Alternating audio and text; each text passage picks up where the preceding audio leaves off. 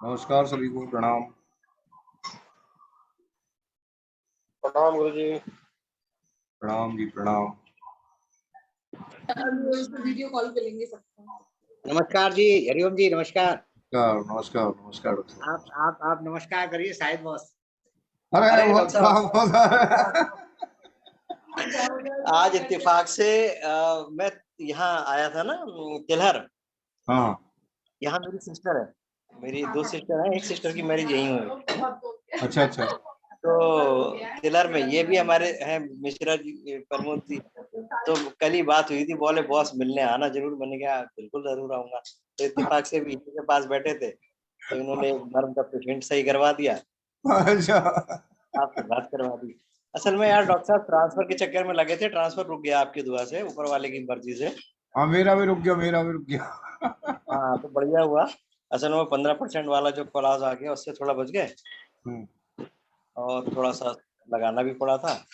तो फिलहाल आप फ्री हुए हैं, तो हमने 15 तक छुट्टी पे हूँ, 16 तक। अब मंडे को ज्वाइन करूंगा। अब आइए बॉस, अब बहुत हो हाँ गया तो सब। चलिए ठीक है।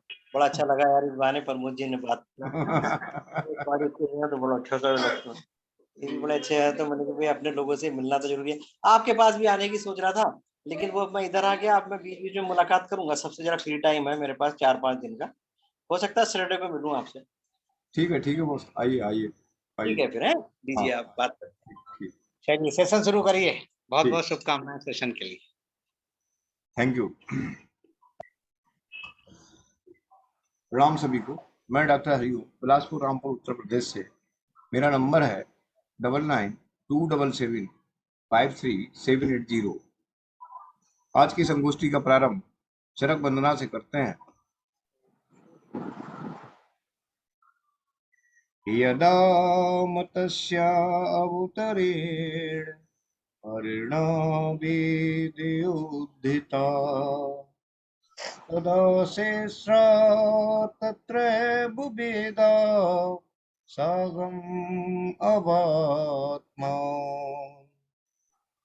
यतश्रेयवायातु ज्ञाता केनचिन्दिता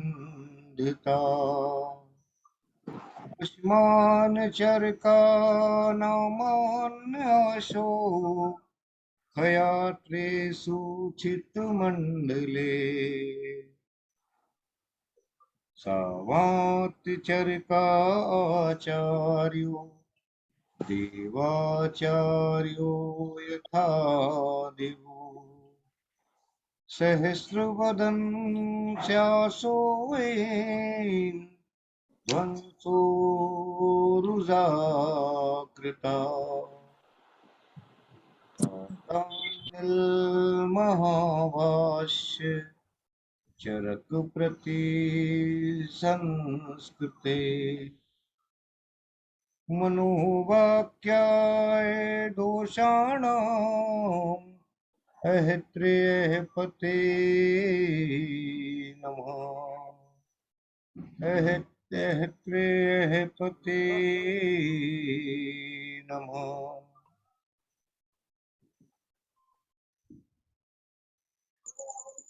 गुरुजी प्रणाम। प्रणाम प्रणाम जी। गुरु जी नमस्कार। नमस्कार नमस्कार।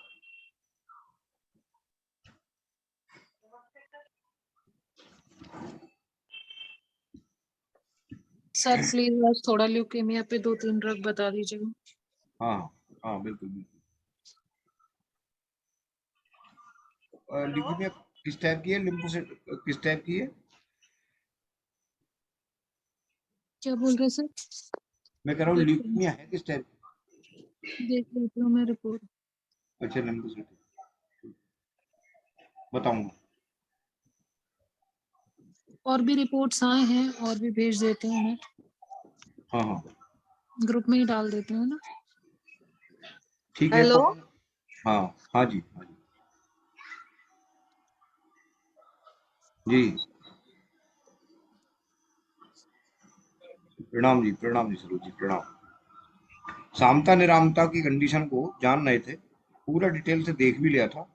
और देखने के बाद अब जो है थोड़े से मैं एक 2-4 श्लोक आपको लिखवाता हूँ और उसका एक उदाहरण लेते हैं, जो हमारा चरक संहिता में ज्वर चिकित्सा स्थान का भी है।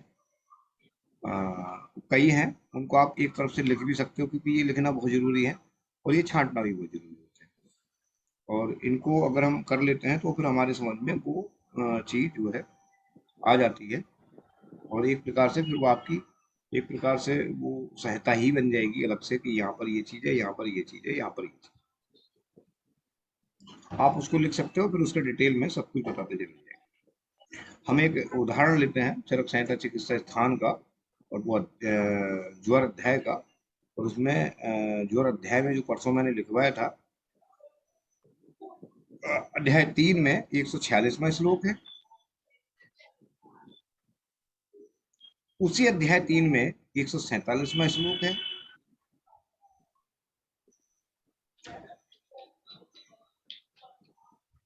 उसी अध्याय में 147वां 48वां श्लोक है।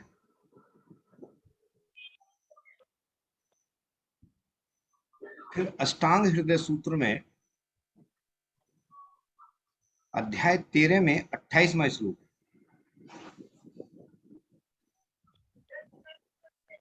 है। फिर अष्टांग हृदय सूत्र स्थान में अध्याय 13 में ही 29वां श्लोक।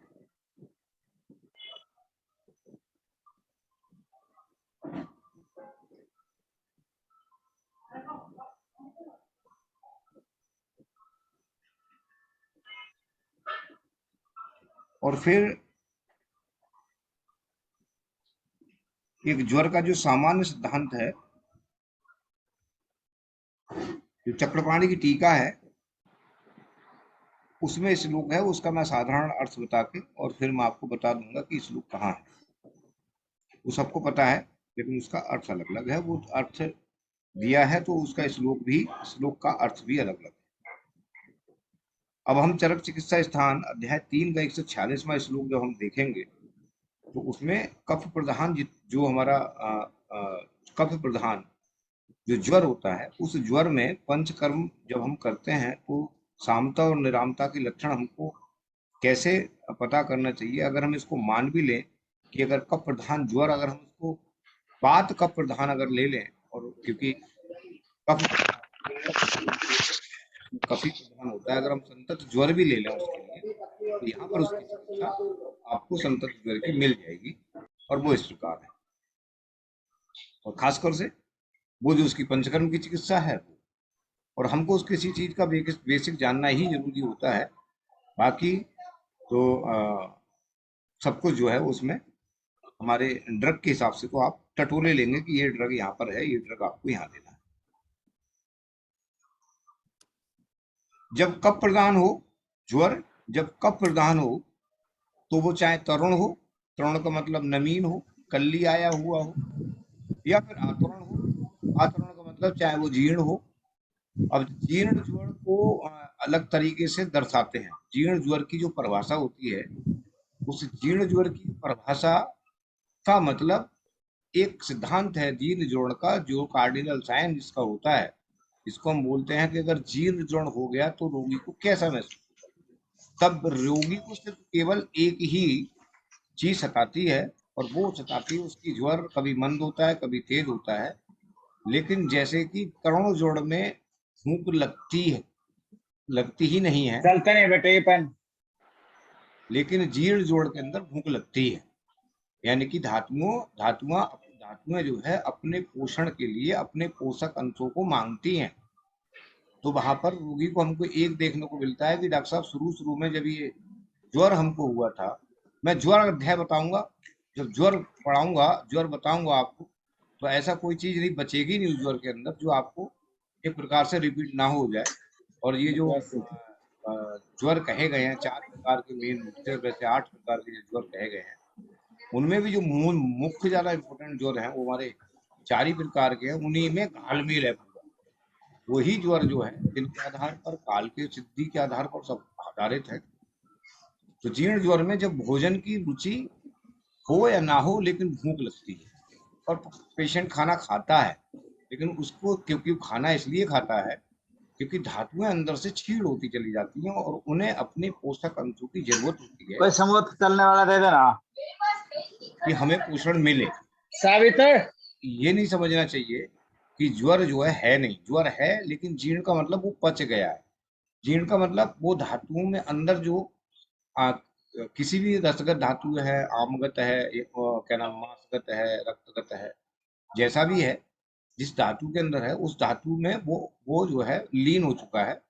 और जब लीन दोष हो जाता है, जिसको हम लीन बोलते हैं, आप जीर्ण ज्वर या किसी भी दोष में जब आम दोष या दोष, साम दोष, जिसे दोष नहीं कह सकते, साम दोष जब लीन हो जाता है तो उस स्थिति में वो जीर्ण हो जाता है।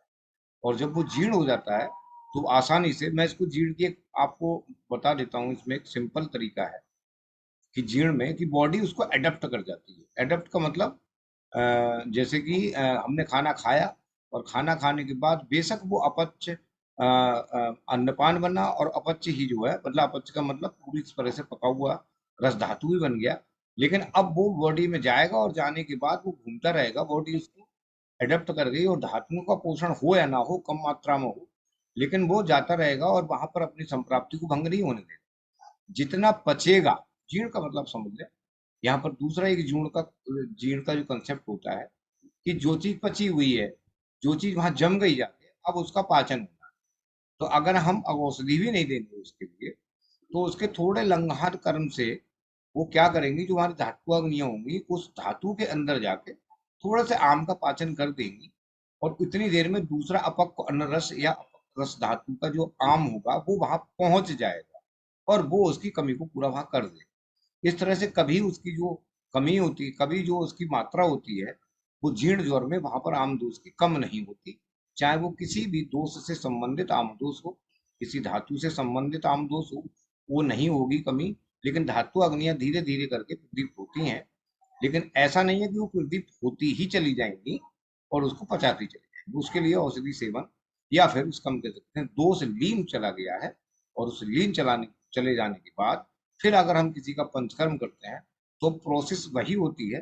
तो इसमें वही आचार्यों ने दर्शाया है कि जोड़ अगर तरुण है या जुर्ण जो है वो अतुरण है, किसी भी दशा में वमन द्वारा कफ का संशोधन विधेय है। आप वमन द्वारा उसका ये तो पता है आपको कि कफज है तो हम वमन कराएंगे कराएंगे, इसमें कोई भी नहीं है, ये सिद्धांतिक है और वो भी आगे सिद्धांतिक भी है। वमन के पूर्व ये अनिवार्य है कि दोष समृद्ध शरीर का परित्याग कर, यहाँ पर ये चीज मैं आपको पहले ही परसों बता चुका था कि वमन से पूर्व ये अनिवार्य जरूर है कि दोष पूरे शरीर से परित्याग करके, परित्याग का मतलब उसको छोड़ के केवल आमाशय में आकर स्थित हो गया हो। परपंच, यहाँ पर ब्रेक लगाने की जरूरत है, दिमाग को ठहराने की जरूरत है, इंद्रिय बुद्धि आत्मा सबको लगाने की जरूरत है। केवल मतलब परपंच शरीर का परित्याग कर केवल आमाशय में आकर स्थित हो गया हो।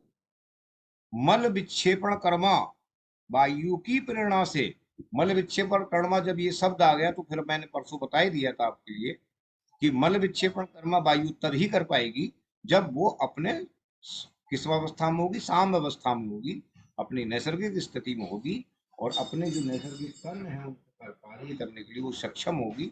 और वो सक्षम तब होगी जब वो अपनी साम अवस्था के अंदर, यदि वो अपनी साम अवस्था के अंदर नहीं है तो वो मल संग का काम करेगी, वहां मलों को रोकने का काम करेगी, वहां पर अन्य तरह से कोई भी संप्राप्ति वो बना सकती है वो काम करेगी।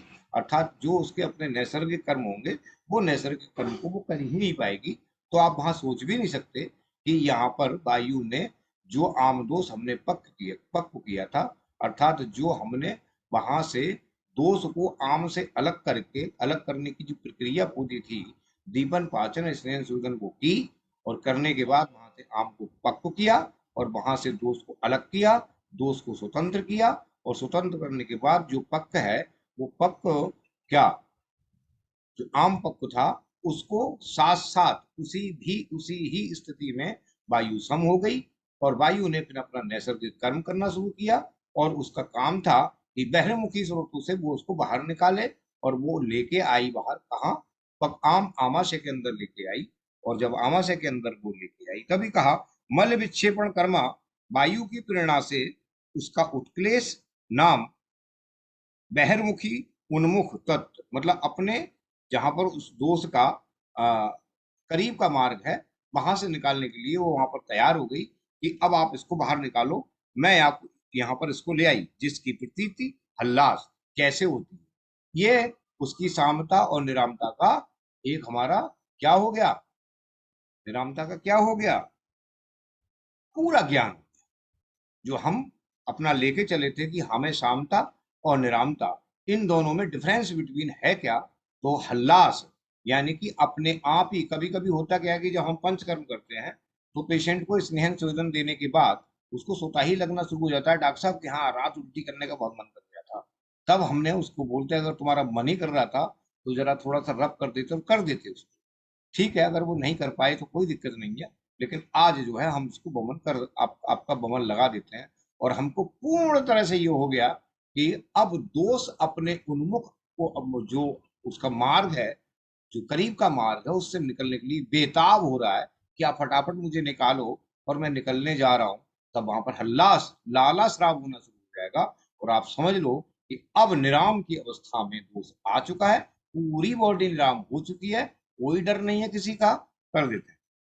हल्लास लाला श्राव आज से होती है और यह व्यक्त हो गया हो, और कफ का या अन्य दोषों का भी उत्क्लेश कभी कभी स्वयं और चिकित्सा करते समय कृत उपचारों से बिना हो जाता है, अपने आप ही हो जाता है उसके लिए। तो हमको ये जरूरी नहीं है कि अगर किसी को बमन हमारी केवल स्नेह स्वेदन और से ही उसको अगर बमन हो गया, से ही उसके बाद विरेचन हो गया, तो नहीं जी हमें तो अब विरेचन ही करना है।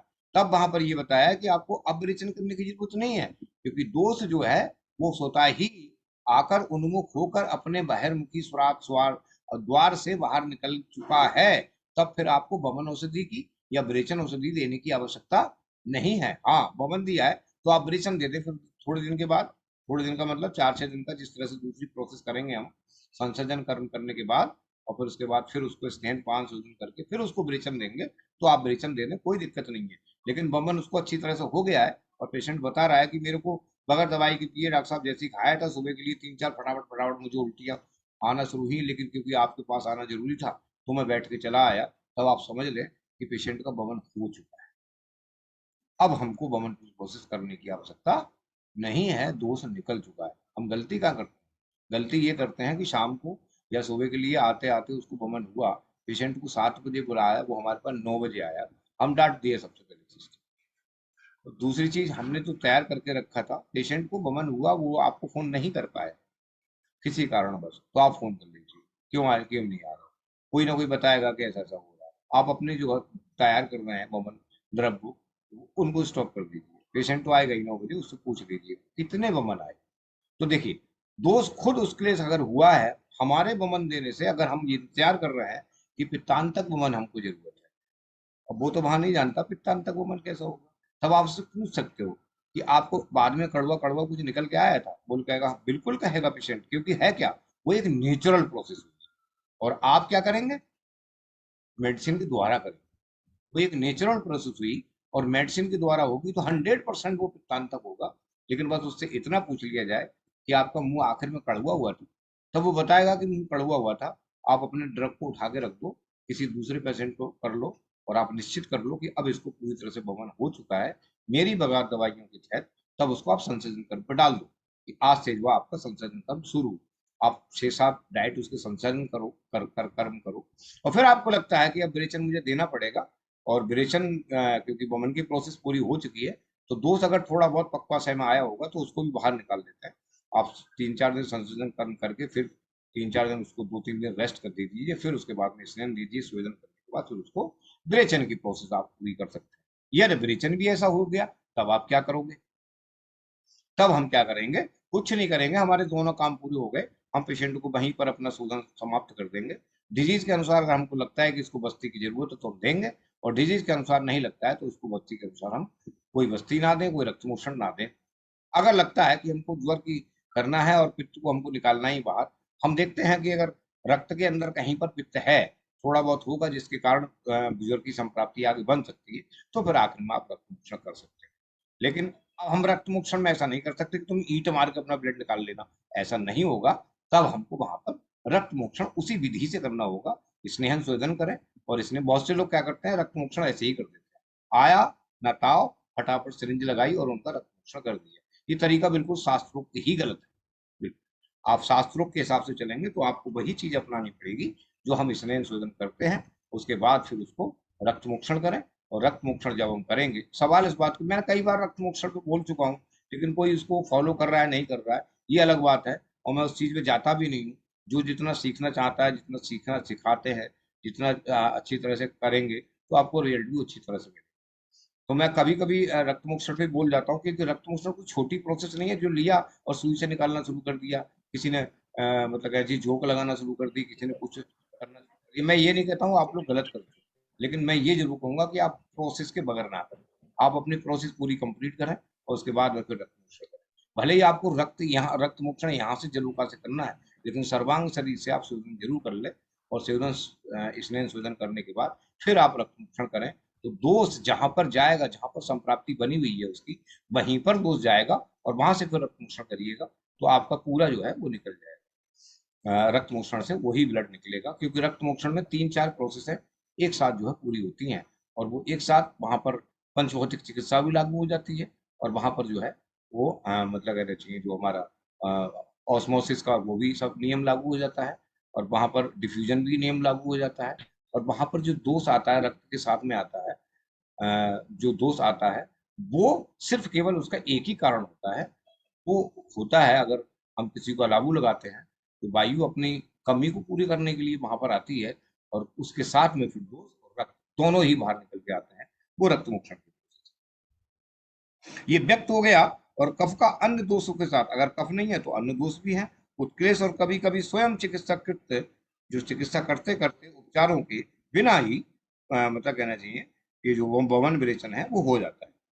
जिन परिस्थितियों में दोष शरीर का परित्याग कर, अब इसका मैं सूत्र भी बताऊंगा, वो मैंने सब लिखवा ही दिया है। जिन परिस्थितियों में दोष शरीर का परित्याग कर महास्रोतस कर अपने अपने संचय स्थान पर आ जाते हैं और उत्क्लेश के लक्षण को उत्पन्न करते हैं, उनका उल्लेख चरक आचार्यों ने चिकित्सा स्थान अध्याय 3 में 147वें श्लोक में दिया है। और वो जो है आगे मैं बताऊंगा। दोषों का इस प्रकार स्वतः उत्क्लेश ना हो तो, ये बहुत है, दोषों का इस प्रकार स्वतः उत्क्लेश ना हो तो स्नेहन स्वेदन द्वारा उन्हें उत्क्लेशित किया जाता है। इन उपायों का जो मतलब कहना चाहिए विवरण है वो पंचकर्म की जो प्रोसेस पूरी बताई जाएगी, वैसे तो मैं आपको बता ही रहा हूँ, उसमें बताया जाएगा। और इन अवस्थाओं में दोष स्वयं उत्कृष्ट हो जाते हैं, और उसमें भी कभी कभी यथा आवश्यक अल्प स्नेह शोधन करना पड़ता है।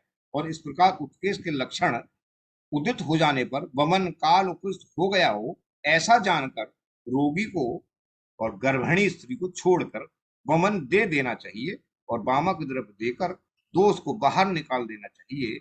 और अगर ऐसा नहीं किया आपने, अगर उत्कृष्ट दोष नहीं हुआ, दोष उत्कृष्ट नहीं हुआ, अर्थात वो जो क्लिष्ट दोष है जहां वो चिपका हुआ है और आपने उसको ऐसा नहीं किया और वो वहां नहीं आया, और आपने उससे पहले ही उसको जो है वो वमन दे दिया, तो उसके बाद क्या होगा? अगर उत्कृष्ट दोष ना हुए तो परिणाम विपरीत होते हैं। और वो क्या क्या होते हैं? तब चरक चिकित्सा स्थान में हमारे चरक जी ने 147 श्लोक में बताया है, अनुपस्थित दोषाणाम वमनम तरुणे ज्वर, हृदय रोग, श्वास, अनहा, मोह, चाकुर्यते विरससम, बुद्धि को भी भ्रंश कर देता है। यानी कि हृदय रोग होगा अगर उपस्थित नहीं हुए दोष, तो आमाशय में अगर वो नहीं पहुंचे हैं, तो इस अवस्था में अगर वमन दे दिया तो हृदय रोग, श्वास, अनहा, मोह, मूर्छा, इन सभी विक्रियाओं को वो उत्पन्न कर देता है। आपने ये कह तो दिया, लेकिन इसका थोड़ा सा आप हमें बता तो दो क्या है। तब दो सूत्र एक साथ में आए तो एक ही सूत्र है, लेकिन अष्टांग से लिया गया है तो वो दो सूत्र हो गए।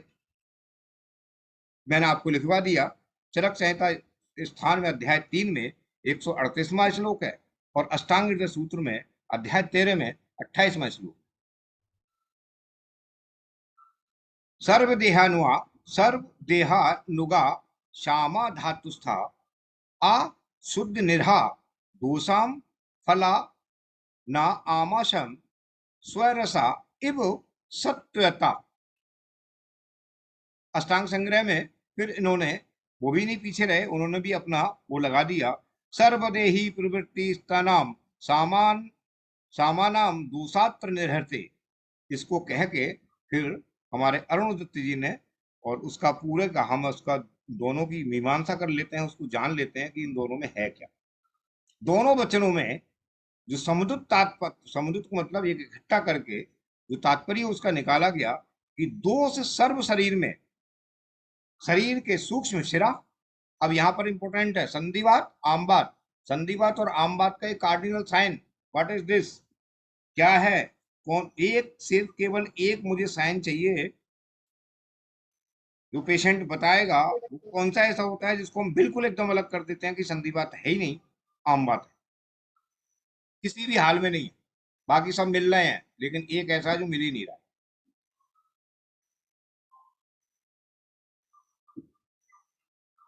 ज्वर में भी संधिवात में भी ज्वर होता है,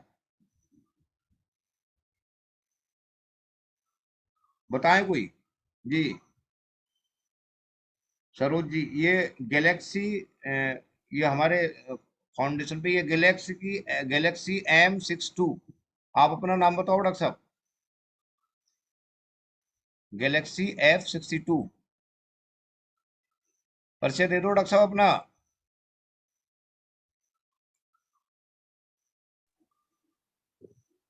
हेलो सर, नीलम मैम है शायद। अच्छा ठीक। एक हाँ, जो संधिवात और आमवात में एक ऐसा कार्डिनल साइन है, एक ऐसा साइन मिलता है, केवल जो दूसरे को एक दूसरे को डिफरेंशिएट कर देते हैं, तुरंत डायग्नोसिस बन जाती है। मैं एक वीडियो डाल रहा हूँ जिससे मैंने डायग्नोसिस कैसे बनाई जाती है। हाँ जब बताओ सर, बेटा। संधिवात में बॉडी स्टिफनेस स्टिफनेस का आगे कुछ लगाओ, in morning, sir morning stiffness. जहां पर भी आपको कुछ भी ऐसा मिलता है कि मॉर्निंग स्टिफनेस हो रही है, आंख बंद करके उसकी डायग्नोसिस बना दो, इसको आम बात है। जी जी सर। ठीक है, बाकी बहुत ज्यादा हिस्ट्री लेने की आवश्यकता नहीं होती।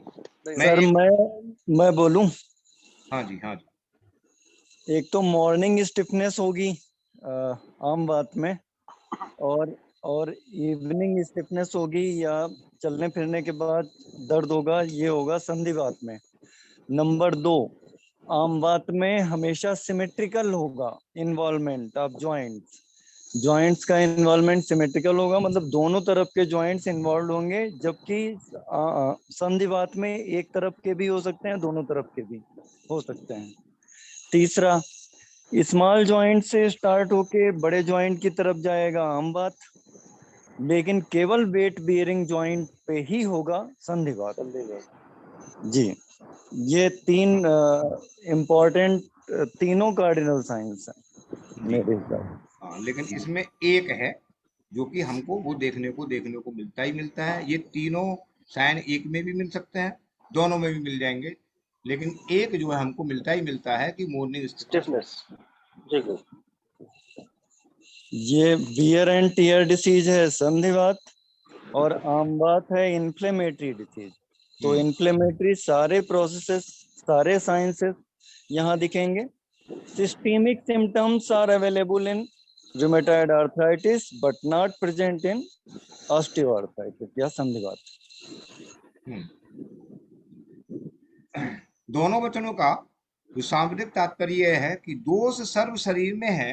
अब यहाँ पर मैंने डिजीज के हिसाब से उसके जो लिखे हैं, सूक्ष्म शिरा, स्नायु और त्वचा आदि में व्याप्त हो, परंतु स्थान होने के कारण धातुओं में स्थिर स्त्यान चिपक गया हो, बिल्कुल उसके अंदर प्रवेश कर गया हो।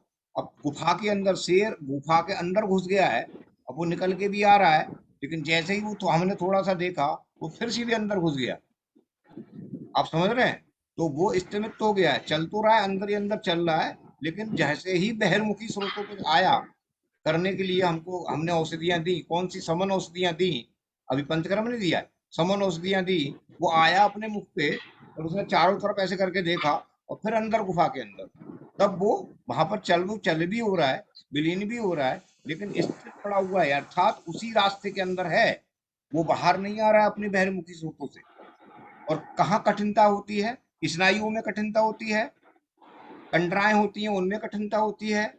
जब कंडराओं में दोष चला जाता है तो सबसे बड़ी मुसीबत होती है कि जिसने कंडराओं में से दोष निकाल लिया, कोई चिकित्सक, अगर संधि और संधि के बीच में अगर कहीं पर है, सिनोवियल फ्लूइड के अंदर है, संधि के किसी भी मतलब कहना चाहिए हिस्से में है, तो दोष को निकालना और दोष को वहां से हटाना और हटा के बाकी सब प्राप्ति को बंद करना बहुत बड़ी बात नहीं है। लेकिन अगर कहीं स्नायु के अंदर चला गया और कंडराओं में चला गया, दोष वहां पर अगर चला गया तो बड़ी आम बात और संधि बात में यही अंतर है कि आम बात में दोष संधि संधि चला जाता है,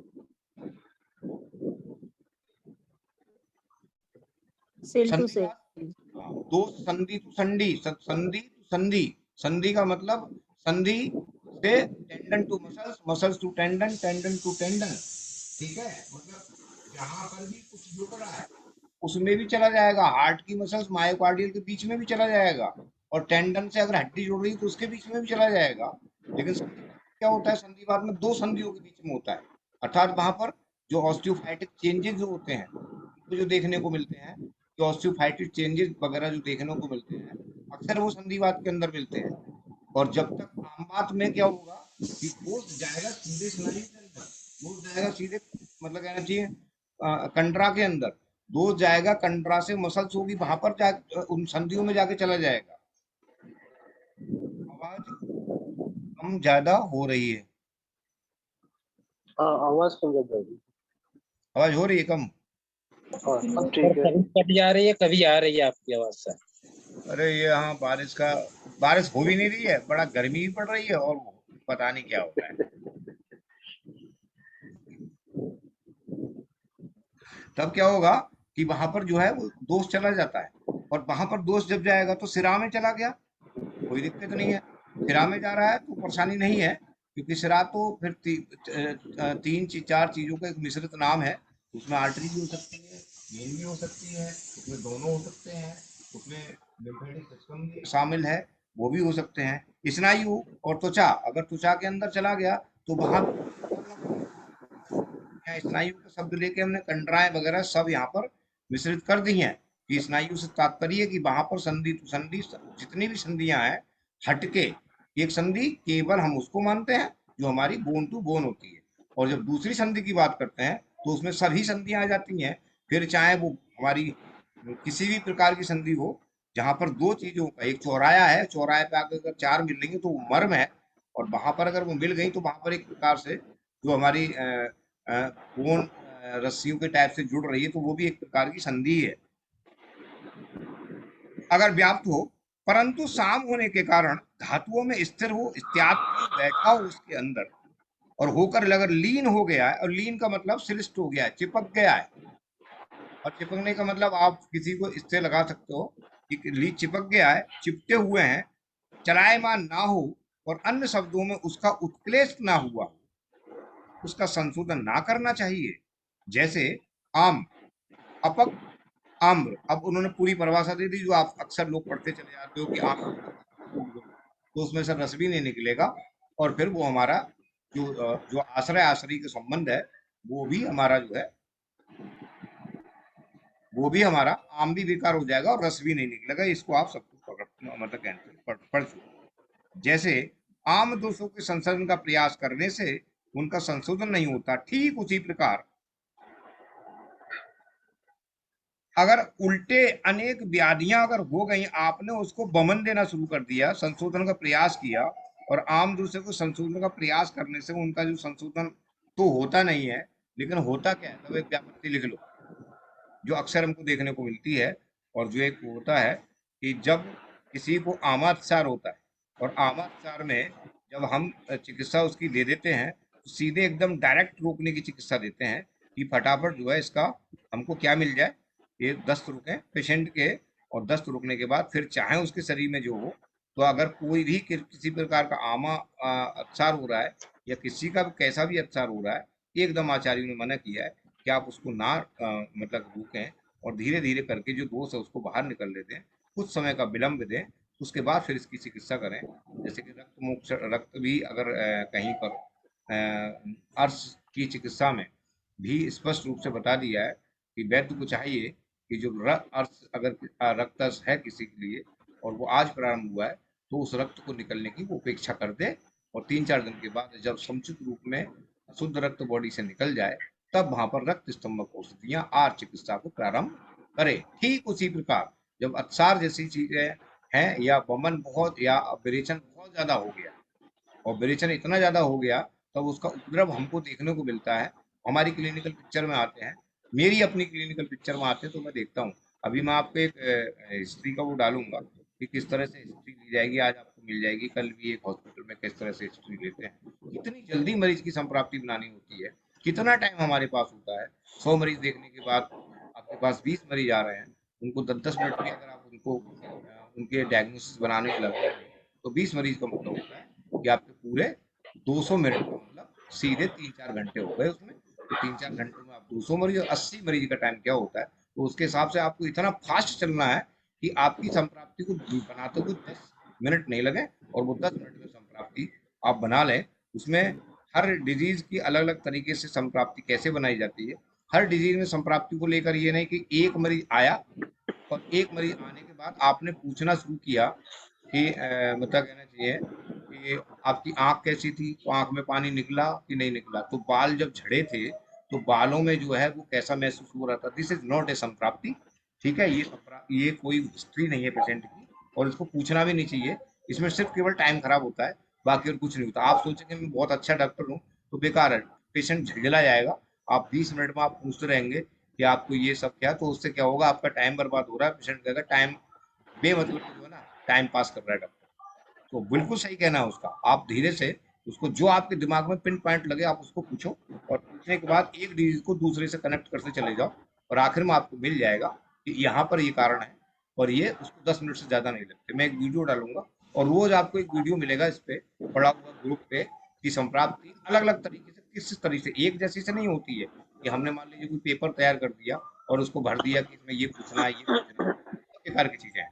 इसमें हम लोग बहुत पहले ये सब बहुत पहले कर चुके थे कि हमको ऐसे संप्राप्ति नहीं निकलती। आपको ना तो उसमें कारण मिलेगा, ना कोई हेतु मिलेगा, कुछ नहीं मिलेगा। कारण क्या है कि आपको अभी डिजीज से डिजीज जोड़ना नहीं आ रही है। वो एक गुण को दूसरे गुण से ना तो क्रॉस करना आ रहा है, और ना ही उसको जोड़ना आ रहा है। जिस दिन आप गुण को और गुण से ही क्रॉस कर दोगे, तब आपको समझ में आ जाएगा कि संप्राप्ति यहाँ बन रही है। और इसमें बहुत ज्यादा प्रश्न पूछने की जरूरत नहीं है, 6-7 पूछिएगा, आराम से संप्राप्ति निकल करना चाहिए। जैसे तब क्या है कि जो सामदूत, अब यहाँ पर क्या है, जब हम देखेंगे तो हमने क्लिनिकल पिक्चर में देखा, हम जैसी चीजें थोड़ी सी ध्यान में रखते हैं कि यहाँ पर हो क्या रहा है, और 90% ये सत्य है, तो जिसको विरेचन ज्यादा हो जाता है उसको 100% चांसेस होते हैं हर्निया के, अथवा आश्रयभूत शरीर का ही नाश हो जाता है, अर्थात दोष साम हो तब तक उसका निर्हरण नहीं करना चाहिए। इसलिए अष्टांग संग्रह में इसका पूरी तरह से जो है वर्णन कर दिया।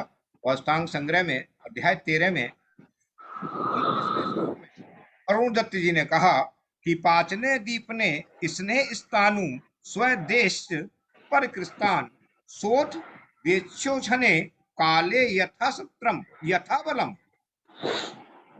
पाचन दीपन, स्नेहन और स्वेदन, ये 4 चीजें ही होती हैं, और इन चारों के द्वारा दोषों का शोधन योग्य बनाकर, यहाँ ये बहुत इंपॉर्टेंट चीज है, क्योंकि इस चीज को हम लोग क्या कर जाते हैं, पंचकर्म की पूरी प्रोसेस में भूल जाते हैं, और अपने हिसाब से तय करना शुरू कर देते हैं कि इसको दीपन हमने 4 दिन दिया था, हमने 4 दिन दे दिया। शास्त्र में कहा ये 4 दिन, और बलवान मरीज, उसका दीपन 4 दिन में हो जाएगा।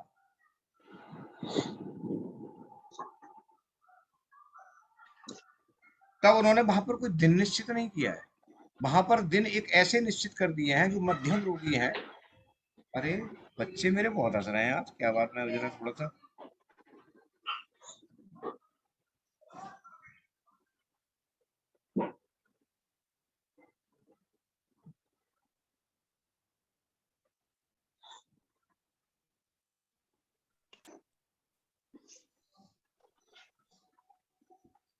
तब हम क्या करते हैं कि वो जो एक मिडिल जो मध्यम का एक रास्ता निकाला था आचार्यों ने कि आप 3 दिन 5 दिन दे के और फिर उसको स्नेह शोधन दें, वो चीज मध्यम के लिए बता दी गई है। आप हर मरीज पर 3-5 दिन करेंगे तो फिर ये बेकार। आप अपने दिमाग से कुछ नहीं कर, आपने कुछ देखा ही नहीं, आपने सिर्फ केवल वो जो 3-5 दिन दिए वो, अरे कभी किसी किसी मरीज को 15-15 दिन दीपन देना पड़ता है, 15-15 दिन पाचन करना पड़ता है उसका। अब दीपन और पाचन में भी अंतर है, और दीपन पाचन में अंतर है वो मैं बाद में बताऊंगा, जब पंच महाभौतिक चिकित्सा में जाऊंगा तब उसमें बताऊंगा कि आखिर पाचन की क्या जरूरत पड़ गई। अच्छा एक बात बताओ, ये बारिश जो थी ये हो गई, ये किस रूप में बारिश? अगर कहीं पर बहुत ज्यादा गर्मी पड़ रही है, उमस हो रही है, पसीना टपक रहा है, बादल छाए हुए हैं, बारिश होगी? कैसे पहचानेंगे सामता है निरामता? होगी सर। अगर नहीं हो रही है फिर विरामता सामता है, अगर नहीं हो रही है तो सामता है निरामता?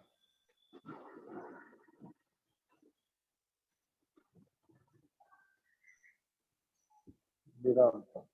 निरामता होगी। शांता है सर। बादल शांता खूब लगे है हुए हैं, सर। उमस हो रही है, गर्मी पड़ रही है, शांता है। पत्ता हिल नहीं रहा है। सामता है। नहीं हो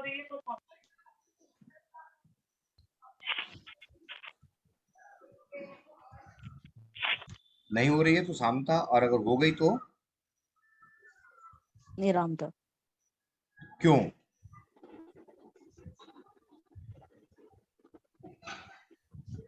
मैं बता देता हूँ, देखो जब बरसात, जब बादल लगते हैं ना, एक देख लेना आपके सामने ही होगा, कहीं पर भी हो, चाहे वो पहाड़ पे हो चाहे कहीं भी, तो उसमें क्या होता है, जिस समय बारिश का बादल लग गए, बादल लगने के बाद आदमी सोचता है बारिश होगी, उसी बीच क्या होता है कि थोड़ी सी उष्णता बढ़ती है,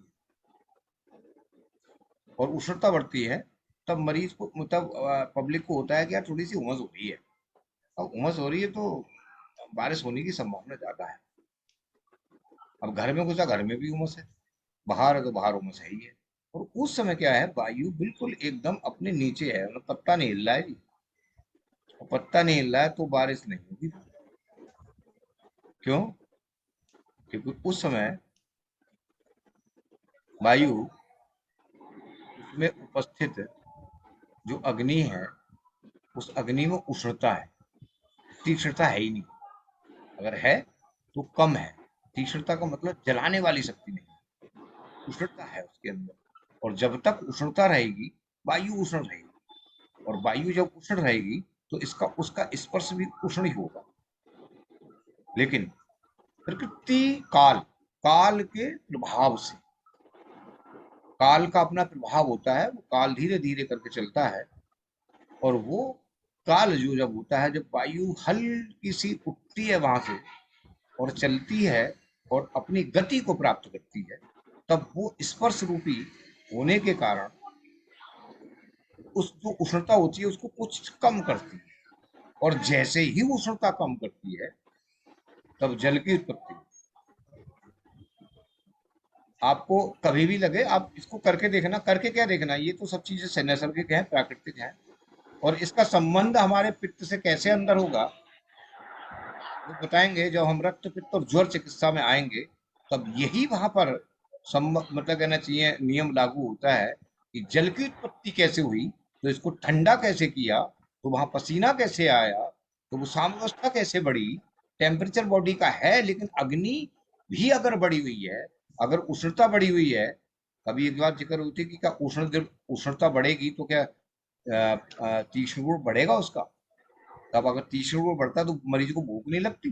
तब तरुण गुण में क्या होता है, उष्णता तो खूब बढ़ जाती है, वही टेम्परेचर होता है उसका, और उसको भूख नहीं लगती, पाचन शक्ति नहीं होती। और जब पाचन शक्ति नहीं होती उसकी, तब वहां पर फिर वो जो नियम बाहर प्रकृति का लागू होता है वही लागू हो जाता है कि वायु उस समय उष्णता की स्थिति में है, किसी भी हाल में शरीर में जल की उत्पत्ति नहीं हो बाहर सकती। का निकल रहा है। और जब शरीर में जल की उत्पत्ति नहीं होगी तो ज्वर का जाना उस समय तक ज्वर होगा। इसलिए लंघनम बताया कि लंघन से वायु को बढ़ा दो, और ज्वर आएगी तो धीरे धीरे करके फिर शीत वस्तु, मतलब अपने स्पर्श गुण से वो हल्की सी ठंडी होगी, शरीर की उष्णता को कम करेगी, जल बरसेगा, और उसके बाद में फिर बुखार उतरता चला जाएगा। मैं उसको बताऊंगा। मैं अभी थोड़ा सा वो कर लेते हैं, ब्रेक कर लेते हैं, वरना उलझ जाऊंगा। हेमाद्र ने फिर कह दिया कि आपको अगर आपको ये 4 प्रोसेस नहीं आती हैं और इसमें अगर आपने देर दार कर दी, मैं बंद कर लूं थोड़ा सा। नहीं, साथ में खा लेंगे, साथ में लगा लेंगे। हेमाद्र ने कह दिया कि आपको अगर ये 4 प्रोसेस नहीं आती हैं तो आप पंचकर्म ना करें। पाचन, दीपन, स्नेहन, स्वेदन उपचारों के द्वारा दोषों का शोधन के योग बनाकर जो मार्ग निकट हो उसे रोगी के अनुसार शोधन द्रव्य बला अनुरूप होकर जो प्रमाश में देकर दोषों का शोधन करें। उनका कहने का तात्पर्य यह था कि पाचन द्रव्यों से आम दोषों का पचन होता है और दीपन उपचारों से वे जिन धातुओं में लीन हो जाते हैं, स्थित होते हैं, उनसे पृथक किए जाते हैं और स्नेहन से उसका उत्क्लेश हो जाता है और स्वेदन से वो कोष्ठ में आकर लाए जाते हैं। इसका अर्थ अष्टांग संग्रह में ये जो ऊपर अष्टांग हृदय सूत्र अध्याय 13 में जो 29वां श्लोक मैंने पढ़ा, पाचने दीपन इसने स्थानु स्वदेशच्च पश्कृतान शोध्य योच्छनाम धने काले यथा शस्त्र यथा बलम। तो हेमाद्र ने इसको पूरी तरह से स्पष्ट कर दिया है कि जो 4 प्रोसेस हैं, पाचन द्रव्यों से आम दोषों का पचन होता है, दीपन द्रव्यों से जिन धातुओं में दोष लीन होता है, चिपका हुआ होता है, सशक्त होकर बैठा होता है, उसमें जो स्थित होते हैं उसको उससे अलग कराता है और स्नेहन से उसका उत्क्लेश होता है, अर्थात वो विलीन की अवस्था में आता है और स्वेदन से वो पकता है और कोष्ठ में आता है। इसको हेमाद्र ने पूरी रूप से स्पष्ट कर दिया कि हम आपको ये 4 प्रोसेस हैं, इन 4 प्रोसेस को सही से बता दे रहे हैं, उसके बाद आप ये करना। और उत्क्लेश जब होना शुरू हो जाता है तब वही साइन, वही चीज होती है कि अब हमारा सामता खत्म हो गई, यही हमारी निरामता है। तब हम इसको कह सकते हैं स्वेदन is a condition which create,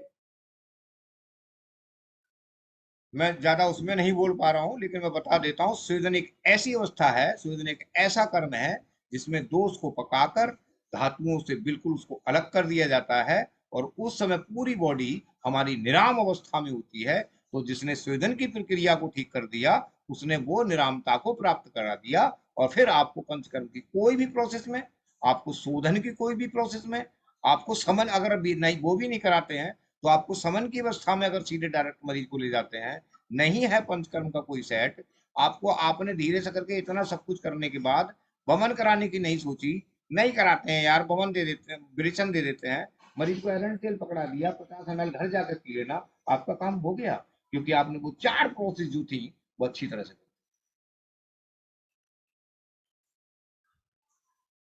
इतना आप लोग समझ गए? बहुत बढ़िया सर। अच्छा, ये जो जो जो हाँ बिल्कुल, मैं आपसे तो खैर सहमत हूँ, आप सब लोग समझ गए? सर जी सर। सर एक सर नमस्ते सर। नमस्कार नमस्कार। सर मेरा भी एक क्वेश्चन था, मतलब अभी ये वमन और विरेचन चल रहा है तो मेरा एक सोरासिस केस को विरेचन वमन की थोड़ी माइक पास में लाओ डॉक्टर। सर मेरे एक केस है सर सोरासिस का, तो उसका मैं वमन के लिए प्लान कर रही हूँ सर। मैंने अभी दीपन और पाचन के लिए सिर्फ एक ही दिन हुआ है, कल ही स्टार्ट करी हूँ, तो मैंने इन्वास्टक चूर्ण और अग्नितुंडी वटी दी है सर। तो मुझे मेरा भी कोई पंचकर्मा सेटअप नहीं है, मेरा ये पहली बार वमन है, एक सीनियर के गाइडेंस से सोच रही हूँ करना है।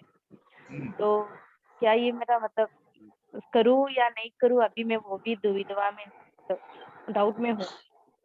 तो कैसे, मतलब अभी तो मेरा पंचकर्मा सेटअप नहीं है, लेकिन मैं सोच रही हूँ कि मेरे क्लिनिक में ही थोड़ा सा वॉश एरिया है, तो उधर ही विरेचन करा, वमन करा।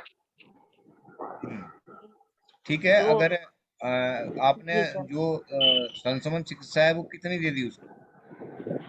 सर नहीं, अभी मैंने सिर्फ दीपन और पाचन के लिए हिंगवास्तक चूर्ण और अग्निकुंडी वटी दी है सर। मतलब नहीं, अगर भूख नहीं लगा उससे तो पहले नहीं, उससे पहले आपने जो उसको, हाँ सर, उसके लिए मैंने उसका 2 महीने से चल रहा है सर उसका ट्रीटमेंट। तब कर सकते हो, कोई दिक्कत नहीं, करो आप।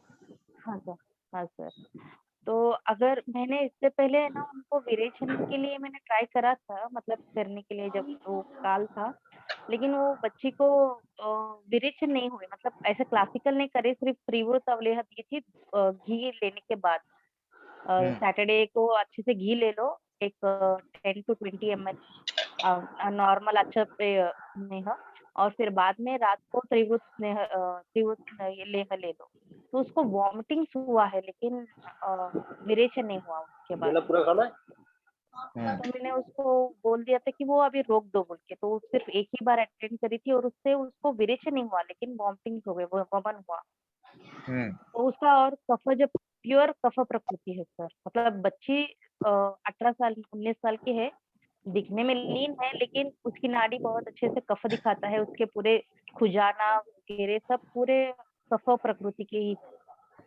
तो मैंने सोचा कि इसका मतलब वमन ही कराएंगे, और तो इसके लिए मैंने वमन प्लान किया सर। तो अभी मुझे उतना कॉन्फिडेंस नहीं आ रहा है कि क्या करूँ, करूँ देखो या ना मैं करूँ। अच्छा अच्छा अच्छा देखो देखो मैं कितना टाइम हो गया, 11 बज के तो क्या 11 छुट्टी नहीं है 9:30 साढ़े 9:23 नहीं, 9 हाँ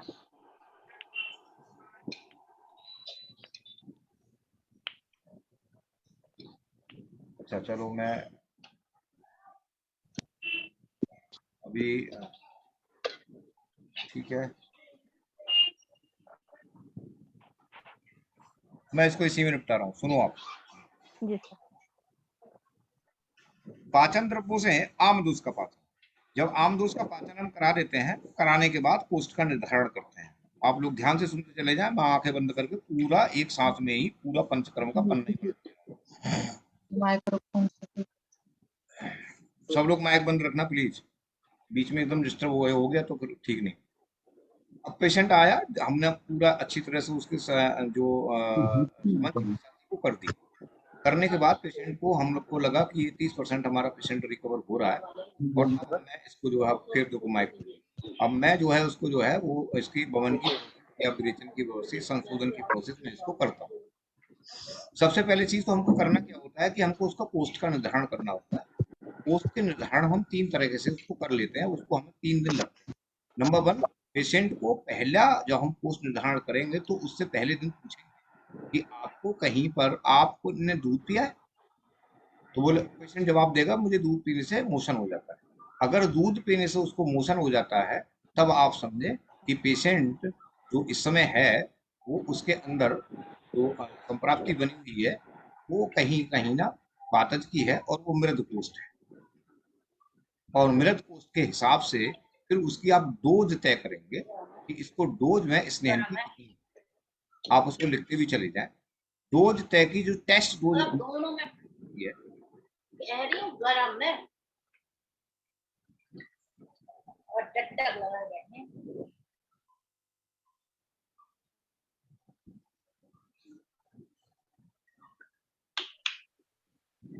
महेंद्र खान सर, आप अपना माइक बंद कर लीजिए।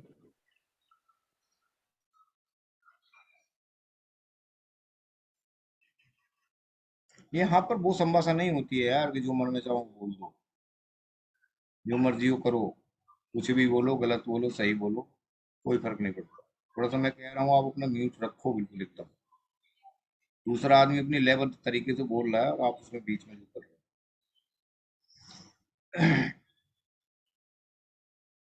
तब हम उसमें करते क्या है कि जब हाँ फिर हमने तय कर लिया कि इसका मृत कोष्ठ है, मृत कोष्ठ के हिसाब से फिर उसकी टेस्ट डोज तय कि इसकी टेस्ट डोज होनी कितनी चाहिए, तब उसकी टेस्ट डोज हम तय करते हैं। और उसको हमको 1 दिन 2 दिन का समय लगता है।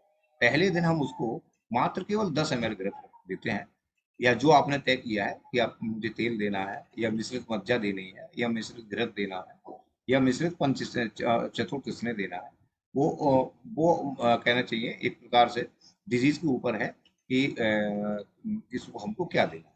लेकिन हमको डोज तय करनी होती है तो हम उसको घृत का सेवन कराते हैं, और वो 10 ml कराते हैं। 10 ml जब हम घृत की करा देते हैं, उसको 1 घंटे हम बिठालते हैं, और 1 घंटे बिठालने के बाद थोड़ा सा उसको पानी देते हैं गुनगुना, और वो रखा रहता है। और उसको बोलते हैं कि जब जरूरत पड़े तो उनको लगता है कि अगर कोई डकार वगैरह जो है वो आ रही है घृत की, तो आप इसको पिए, अन्यथा ना पिए। पेशेंट 1 घंटा बैठेगा और 1 घंटे के बाद फिर आप उसको बीच बीच में पूछते रहे, भूख लग रही है, भूख लग रही है। अगर वो 1 घंटे में कह देता है भूख लग रही है, आप जाएं और पेशेंट से बोल दें कि आप अपने घर जाओ और कल आपको पहली डोज जो है वो घृत की दी जाएगी। उसकी 4 गुना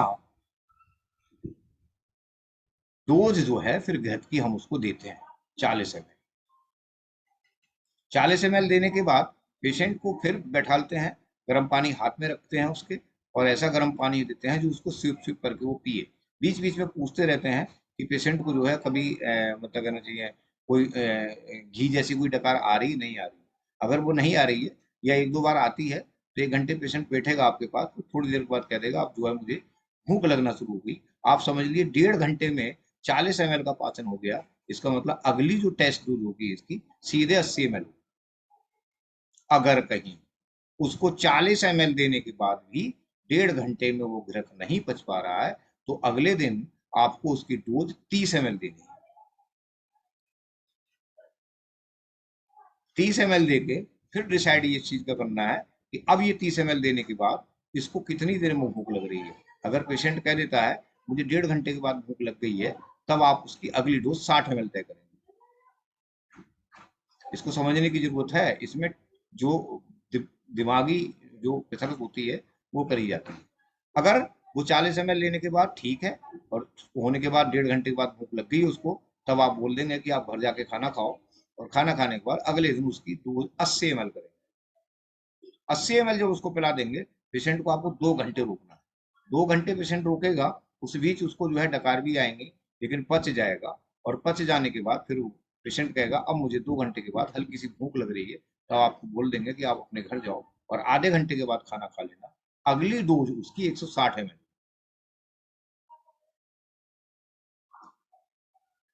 अगली डोज जब 160 ml होगी तब पेशेंट को फिर अगली डोज देंगे, और अगली डोज देने के बाद तीसरे दिन जाके फिर उसको फिर देखेंगे और पेशेंट को 3 घंटे अपने क्लिनिक को बिठा लेंगे, और 3 घंटे में यदि उसको भूख लगती है तब अगली डोज उसकी 332 ml होगी।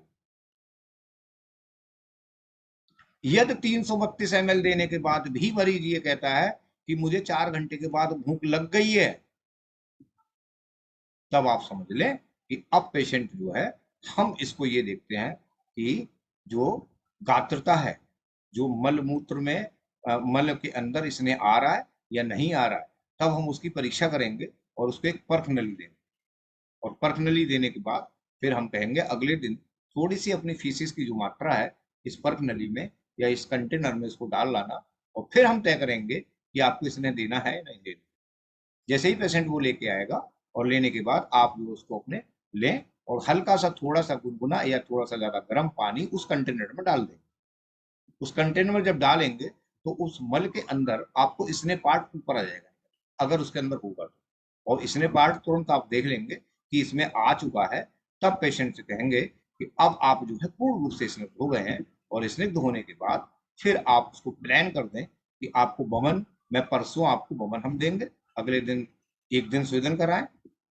1 दिन स्वेदन कराने के बाद पेशेंट से पूछें आपको हल्का लग रहा है, आपको किसी प्रकार का कोई हल्लास वगैरह तो नहीं हो रहा है, आपके शरीर में भूख अच्छी लग रही है, नींद आपकी अच्छी आ रही है, आपकी इंद्रियां सही रूप में काम कर रही हैं, आपको किसी तरह से कोई बेचैनी तो नहीं हो रही है, आपको किसी तरह से कोई चिड़चिड़ापन तो नहीं हो रहा है, आपको मतलब कहना चाहिए जो कुछ भी है ओवरऑल बॉडी में सब कुछ ठीक लग रहा है, सुबह मोशन ठीक हो रहा है। पूरी हिस्ट्री लेने के बाद फिर अगले दिन फिर शोधन करें।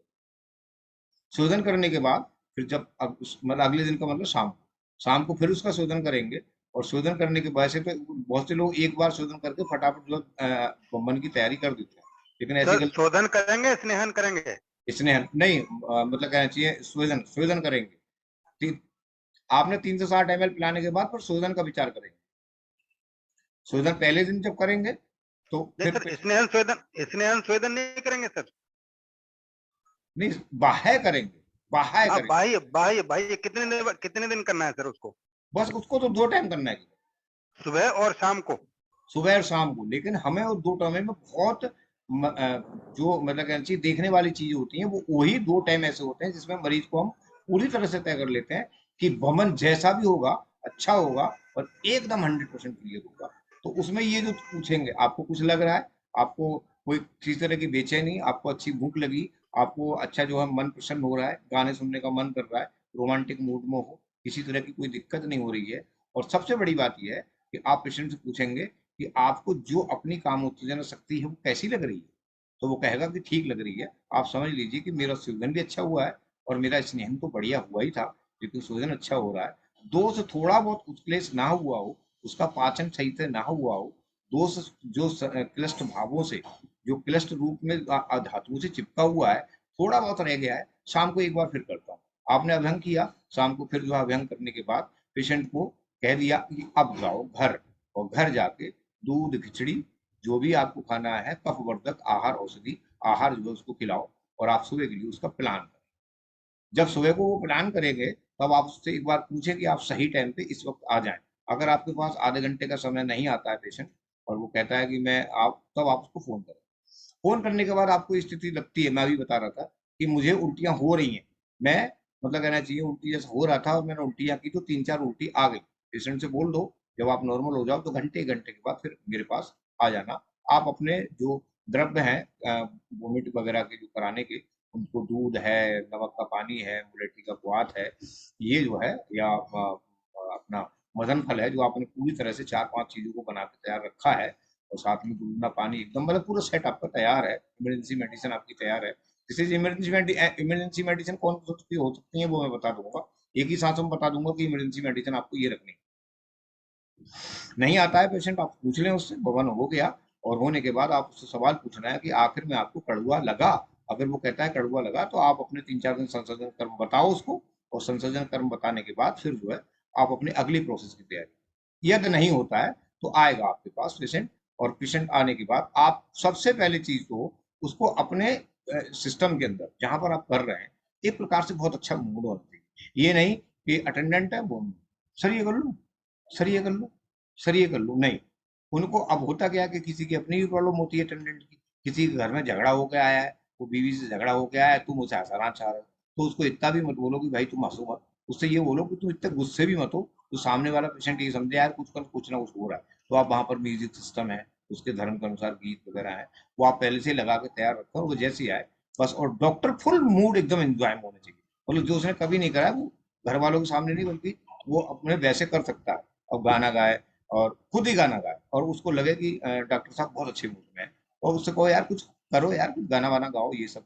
उस बीच आप अपने भवन की तैयारी पूरी करें, जिस तरह से द्रव का सेवन है उसको द्रव का सेवन कराएं, एंड फाइनली आपका भवन बहुत अच्छा होगा। उपद्रव के रूप में क्या क्या देखेंगे आप? पहली चीज तो उपद्रव होगा ही नहीं, अगर आपने ये अच्छी तरह से काम कर लिया है तो उपद्रव आपका होने का मतलब ही नहीं है, और अगर हो भी जाता है तो उसमें एक उपद्रव है जिससे आपको थोड़ा सा करना होता है कि हम इसको कैसे बचाएं, हृदय ग्रह, एंजना पेक्टोरिस, ये उपद्रव जो होता है यही थोड़ा सा हमको होता है, उसको कुछ नहीं करना होता है। औषधि रखने के लिए, औषधि लेने के लिए कोई पाबंदी नहीं है, आप अपने पास औषधि रख सकते हैं। तो उस औषधि में आपको करना क्या है, उस औषधि में आपको एक तुरंत जो है एक आईवी रखनी है आपके पास में, और जो मेन इंपॉर्टेंट चीजें होती हैं वो आप रख सकते हैं आपके पास, क्योंकि एक उपकरण है तो आप अपना ऑक्सीजन सिलेंडर भी रख सकते हैं। वैसी जरूरत नहीं है, हमने कभी उसको नहीं रखा है, लेकिन मैं आपको बता रहा हूँ दवाइयों में जो किट बनाई जाती है वो, तो हृदोक चिंतामणि रस वो रख लेते हैं, सूत शेखर रस, प्रवाल पंचामृत रस, बोल भद्रवटी, ठीक है, ये आरोग्यवर्धनी, पूर्णवादी मंडूर, ये और आपके हाँ ये कचूरादि चूर्ण है वो रखते हैं, सितुपलादि चूर्ण है वो रखते हैं, हिंगवास्तक, लवण भास्कर और शिवाचार पाचन चूर्ण वो रखते हैं, और पित्त शेखर रस है वो रख लेते हैं। और इसके साथ में जो प्रभाकर वटी है वो रख लेते हैं, अर्जुनारिष्ट है वो रख लेते हैं, एरन तेल है वो रखा ही हुआ है, त्रिवृत ले है वो रखा ही हुआ है। ये सब जितने भी है एक आपकी इमरजेंसी किट इतने बड़े टफ के अंदर, मैं आपको दिखाऊंगा कभी, इतना बड़ा टफ ले लीजिए, उसमें पूरी तरह से इमरजेंसी किट बाकायदा एक लाइन में रखी हो, कामदो रस है सो काम रख लीजिएगा, और आपको कामदो रस कोई सिंपल वाला मत रखिएगा, सीधे सीधे स्वर्ण युक्त रखिएगा, वो रखी रहेगी आपकी, तो वो किट आपकी तभी निकलेगी बाहर as a like of major operation of the Ayurveda. मतलब मेजर ऑपरेशन जो आयुर्वेदा होता है वो हमारा बमनी होता है, और उसके हिसाब से आपको मेंटेन करना पड़ता है। और फिर आप बमन कराइए, पेशेंट को 1 घंटे अपने पास बिठा लिएगा और पूछते रहिएगा, अटेंडेंट को उसको खुश करते रहिएगा और पूछते रहिएगा। उसमें मेन जो पूछी जाती है वो सिर्फ एक चीज पूछना है, दूसरी चीज पूछना ही नहीं है। आपकी इंद्रिय प्रसन्न है, गाना गाओ यार, गाना गाने का मन कर रहा है, गाना गाओ, और तेज तेज करके गाना, आराम से बढ़िया करके, बहुत ज्यादा तेज आवाज में भी नहीं, लेकिन अच्छी तरह से गाओ, सुनाओ हमारे लिए गाना। उससे आपको पता है कितने महसूस होगा। मन के बाहर हार है, मन की जीत जीत, जिसका मन ठीक उसका शरीर। कुछ नहीं पूछने की जरूरत है, तुम्हें दर्द कहाँ हो रहा है, तुम्हें कोई टीथ नहीं आ रही है, तुम्हें पेट तो नहीं फूल रहा है, कुछ नहीं। अगर वो कह रहा है डॉक्टर साहब मन नहीं कर रहा है, इसका मतलब कुछ ना कुछ मरीज में है, तब आप फिर पूछें उससे कि वो क्या है। ठीक है, इतना मैंने आपको ये पूरा पंचकर्म का थोड़ा सा एक सांस में जो है वो बताता हुआ चला गया। सर इसमें डोज कैसे तय किया आपने? जो 10 ml से शुरुआत की, तो 10 ml ही क्यों लिया आपने? वो टेस्ट डोज है। अगर वो पचती है और भूख लग जाती है तो उससे ये निश्चित होता है कि इसने है आराम से पच रहा है, टेस्ट टाइम, और उसका 4 गुना हम दें।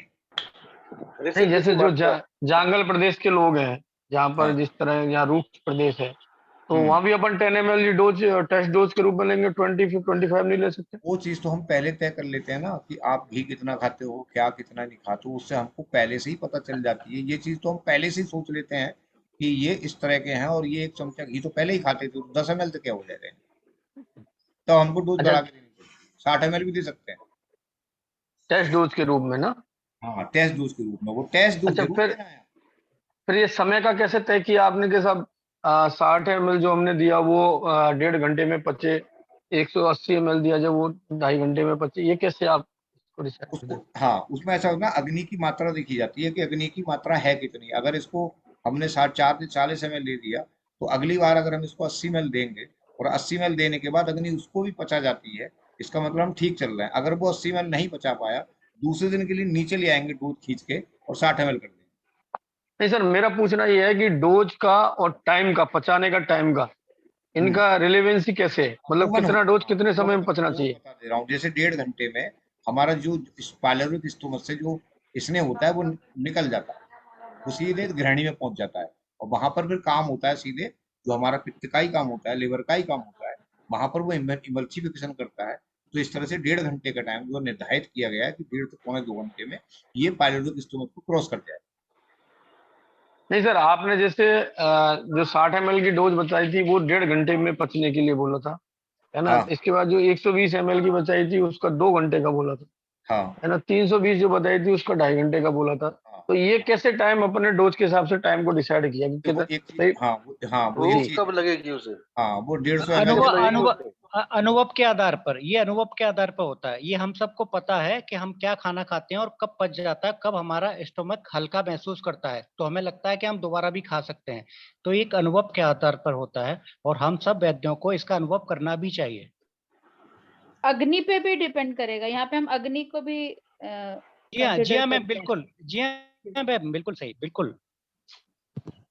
नहीं, अग्नि तो सबकी अलग अलग होगी। मैं तो कह रहा हूँ जो हम पंचकर्म प्रोसेस कर रहे हैं, तो हम कितनी देर में उस इसने को पाचन के लिए मान सकते हैं कि अब सम्यक पाचन हो रहा है ना? ऐसे तो पचने को तो उसका 3 घंटे में पच सकता है। पेशेंट बोल रहा है ना, पेशेंट बोल रहा है, आपने उसको 1 घंटा बिठा के रखा अपने पास, ठीक है? जब आपने 80 ml दिया तो आपने उसको 2 घंटे बिठा लिया, ठीक है? उसको डकारें भी आई, हमने उसको थोड़ा थोड़ा गर्म पानी भी पिलाया। फिर आधे घंटे के बाद वो 2 घंटे के बाद कहता है डॉक्टर साहब मुझे भूख लग रही है और अब मुझे डकार नहीं आ रही, तो इसका मतलब पाचन हो चुका। एग्जैक्टली वो बात ठीक है। नहीं वो ठीक है मैम, मैं ये कह रहा हूँ जैसे पेशेंट ने बताया कि मुझे 2 घंटे में पाचन हो गया, है ना? अगर वो कहता है 3 घंटे में पाचन हो रहा है, तो भी हम उसको सम्यक पाचन मानेंगे?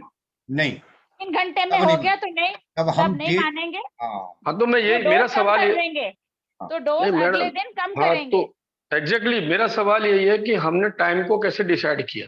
कि भाई हर आदमी की, हर पेशेंट की प्रकृति, बल, है ना, ये तो अलग अलग होगा ना। तो यही तो अनुभव है, यही अनुभव है सर। अनुभव एक अलग चीज है, लेकिन जो पैरामीटर है, जो निश्चित पैरामीटर है, वो तो अलग है ना सर। मैं बता देता हूँ डॉक्टर साहब। हर पेशेंट जो आप कह रहे हैं वो पेशेंट के वाकई में सही बात है। कोई मंदाग्नि का पेशेंट है, कोई तीक्षाग्नि का पेशेंट है, तो जाहिर सी बात है कि अलग अलग वक्त पे ये पाचन क्रिया संभव होगी, किंतु फिर भी फिर भी एक अनुभव के आधार पर जब मरीज ये कहता है कि अब मुझे थोड़ा सा अच्छा हल्कापन महसूस हो रहा है, मैं कुछ खा सकता हूँ या मैं कुछ पी सकता हूँ, तो फिर हम उसे फिर से पुनः दे सकते हैं। ये एक अलग बात है।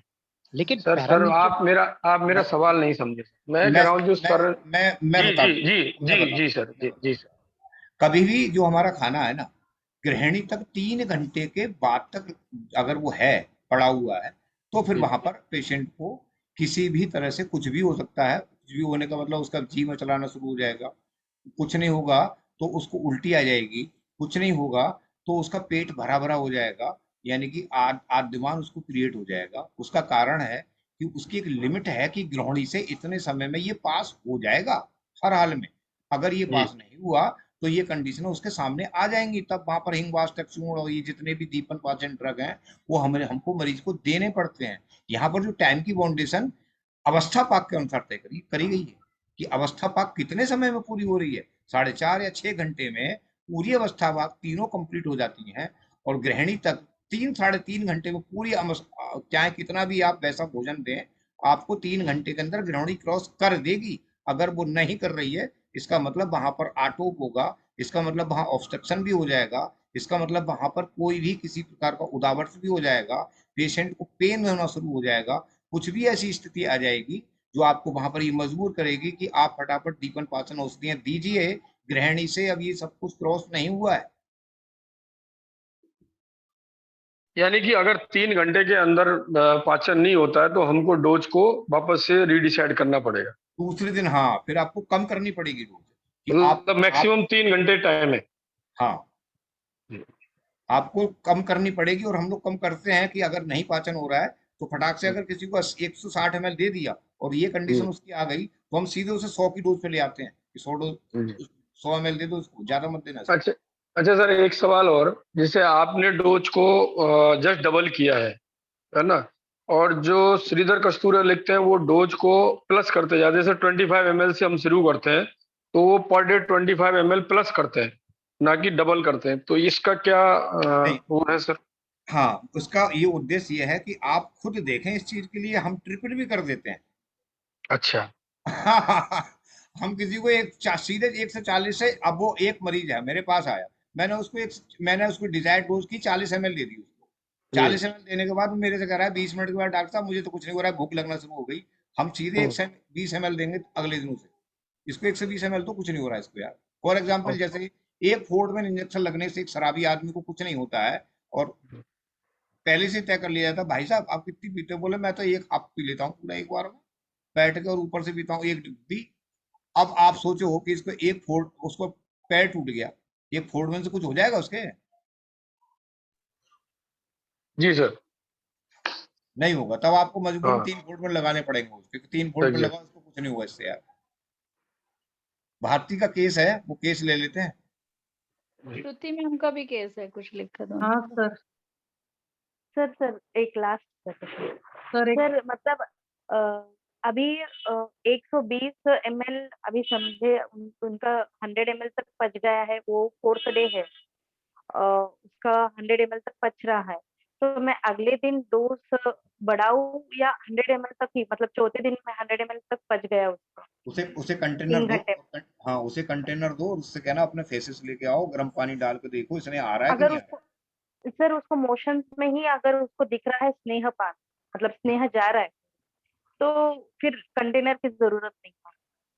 है। हाँ, अगर इसने जा रहा है उसके उस मोशन में, तो आप हाँ तुरंत सर। जो है प्लान करो उसका देने का, उसको स्नैक वो भी उसे ठीक है सर, ठीक दीपक को सर। क्या मैम पर ना सर, जो जैसे अभी तक सर ने पहले भी पढ़ाया था ये, तो मैम इसमें बेस्ट ये होता है क्योंकि ये जो हमारे प्रोसीजर हैं पंचकर्म के, इसमें हम मरीज की युक्ति को ना देख के अगर खुद से देख के और तब डिसाइड कर लें तो ज्यादा अच्छा रहता है। उसमें हमारा कॉन्फिडेंस लेवल भी, और हम जो है अपनी पूरी निश्चितता से कार्य कर पाते हैं अगला स्टेप। ओके मैम, ओके है ना। उसने क्या, पेशेंट ने कह दिया, लेकिन अब हमें हमारे डिसीजन में और कई बार पेशेंट के बताने में कुछ अंतर रह जाता है। और जो भी पंचकर्म की प्रक्रियाएं हैं मैम, अगर वो अपने, अब जैसे सर ने हर बात में, अभी आपने ध्यान दिया होगा, सर ने बोला 1.5 घंटा बिठा के रखिए अपने पास, सिप सिप पानी दीजिए, है ना। बहुत सारे लोग होते जाके जाओ घर में पी लेना, लेकिन सर ने नहीं कही ये बात। सर ने कहा आप अपने पास बिठा के रखेंगे, पूछेंगे डकार आ रही है, फिर बार बार पूछेंगे। तो जितने भी पंचकर्म की प्रोसीजर है सर हमेशा यही बोलते हैं कि अपने समक्ष बिठा के। तो मतलब मेरा ऐसा, मुझे ऐसे सर के इंडिकेशन से लगता है कि यदि आप स्वयं चेक करें तो शायद बेहतर रहेगा, है ना हरिओम सर? बिल्कुल बिल्कुल, ये सब काम अपने सामने कराना चाहिए जी तो कहलाएंगे सर क्या प्रणाम सर। सर एक क्वेश्चन है छोटा सा। सर ये 3 डेज 5 डेज और 7 डेज का कैसे डिसाइड करते हैं कि कितने दिन स्नेह? वो तो डिपेंड ये करता है कि स्निग्धता 3 दिन में भी आ सकती है, 5 दिन में भी आ सकती है, 7 दिन में भी आ सकती है। 8वें दिन देना, क्योंकि बॉडी को वो घृत या जो स्नेह है वो साथ में हो जाएगा। अर्थात सर आपने इसी तरह से बताया था, इसमें कोष्ठ का निर्धारण के लिए आपने जो बताया ना, दूध से मोशन ठीक हो रहा है तो वहां पर मृदु कोष्ठ है।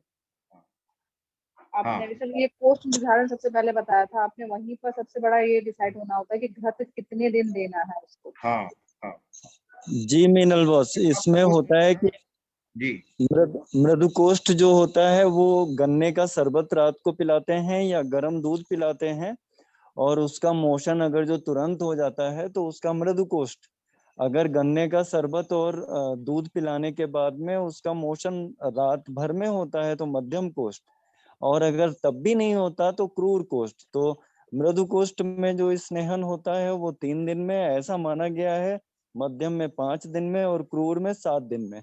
तो ये कोष्ठ परीक्षा के बाद जो हमने पढ़ा, उसके बाद हम लोग कोई स्नेह द्रव्य का विधान करेंगे। 30 ml से स्टार्ट करने को हमने किताबों में पढ़ा है, और 30 ml रोज बढ़ाते रहेंगे। और अगला स्नेहन तब देंगे जब पुराना पच जाए। उसके लिए कैसे परीक्षा करेंगे कि पुराना पच गया? थोड़ा गुनगुना पानी पिलाएंगे।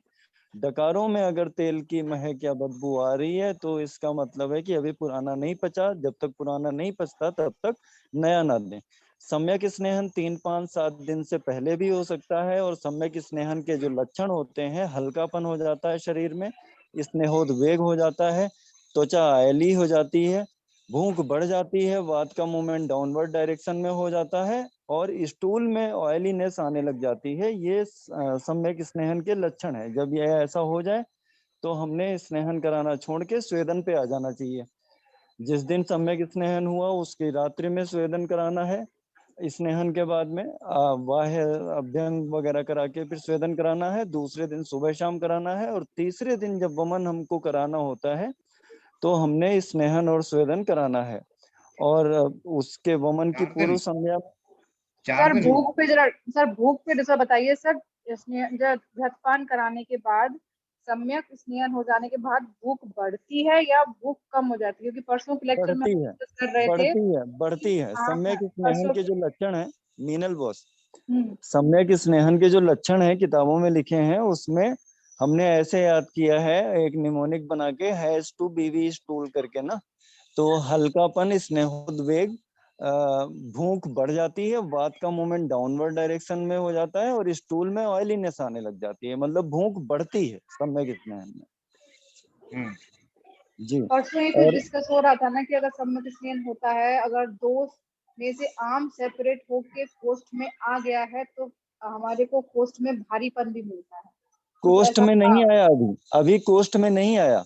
जब हम वामक द्रव्यों का विधान करते हैं तो वामक द्रव्यों की जो क्वालिटी होती है, उष्ण, तीक्ष्ण, सूक्ष्म, व्यवायी, विकासी गुण वाले होते हैं वामक द्रव्य। तो ये उष्ण, तीक्ष्ण, सूक्ष्म, व्यवायी, विकासी गुणों के कारण ये शाखाओं से दोषों को खींच के लाते हैं कोष्ठ में, और तब ये बाहर निकालते हैं। तो ये नहीं सर कोष्ठ में, सर कोष्ठ में तो जो हम अभ्यंग शोधन कराते हैं ना, तब वो दोष जो है कोष्ठ में लाए जाते हैं। जो हम स्नेहन और ये जो करा रहे हैं, इससे दोष पिघल करके शाखाओं से कोष्ठ की तरफ जाने के लिए वो रहते हैं, चलायमान होते हैं, पिघल जाते हैं।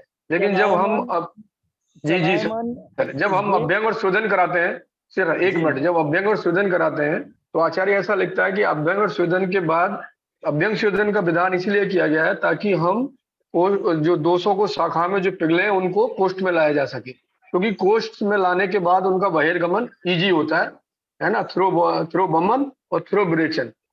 और जो हम ये भी होता है। देखिए, स्नेहन और स्वेदन के बाद में स्नेहन का जो विधान है, जैसे हम दूध को मथते हैं, दही को मथते हैं, तो उसमें मक्खन अलग हो जाता है। तो स्नेहन का हमारा वही कॉन्सेप्ट है कि हमने एक तरीके से उसको मथ दिया, दूध को, दोषों को मथ दिया। 200 को बाहर निकाल लिया ना उससे, शाखाओं से जो चिपके हुए दोष थे, बाहर निकालने के लिए तो हमने मतलब शाखाओं से जो चिपके हुए थे, शाखाओं से जो चिपके हुए थे उनको पिघला करके, हमारा उद्देश्य है कि दोषों को पिघला करके कोष्ठ में लाना।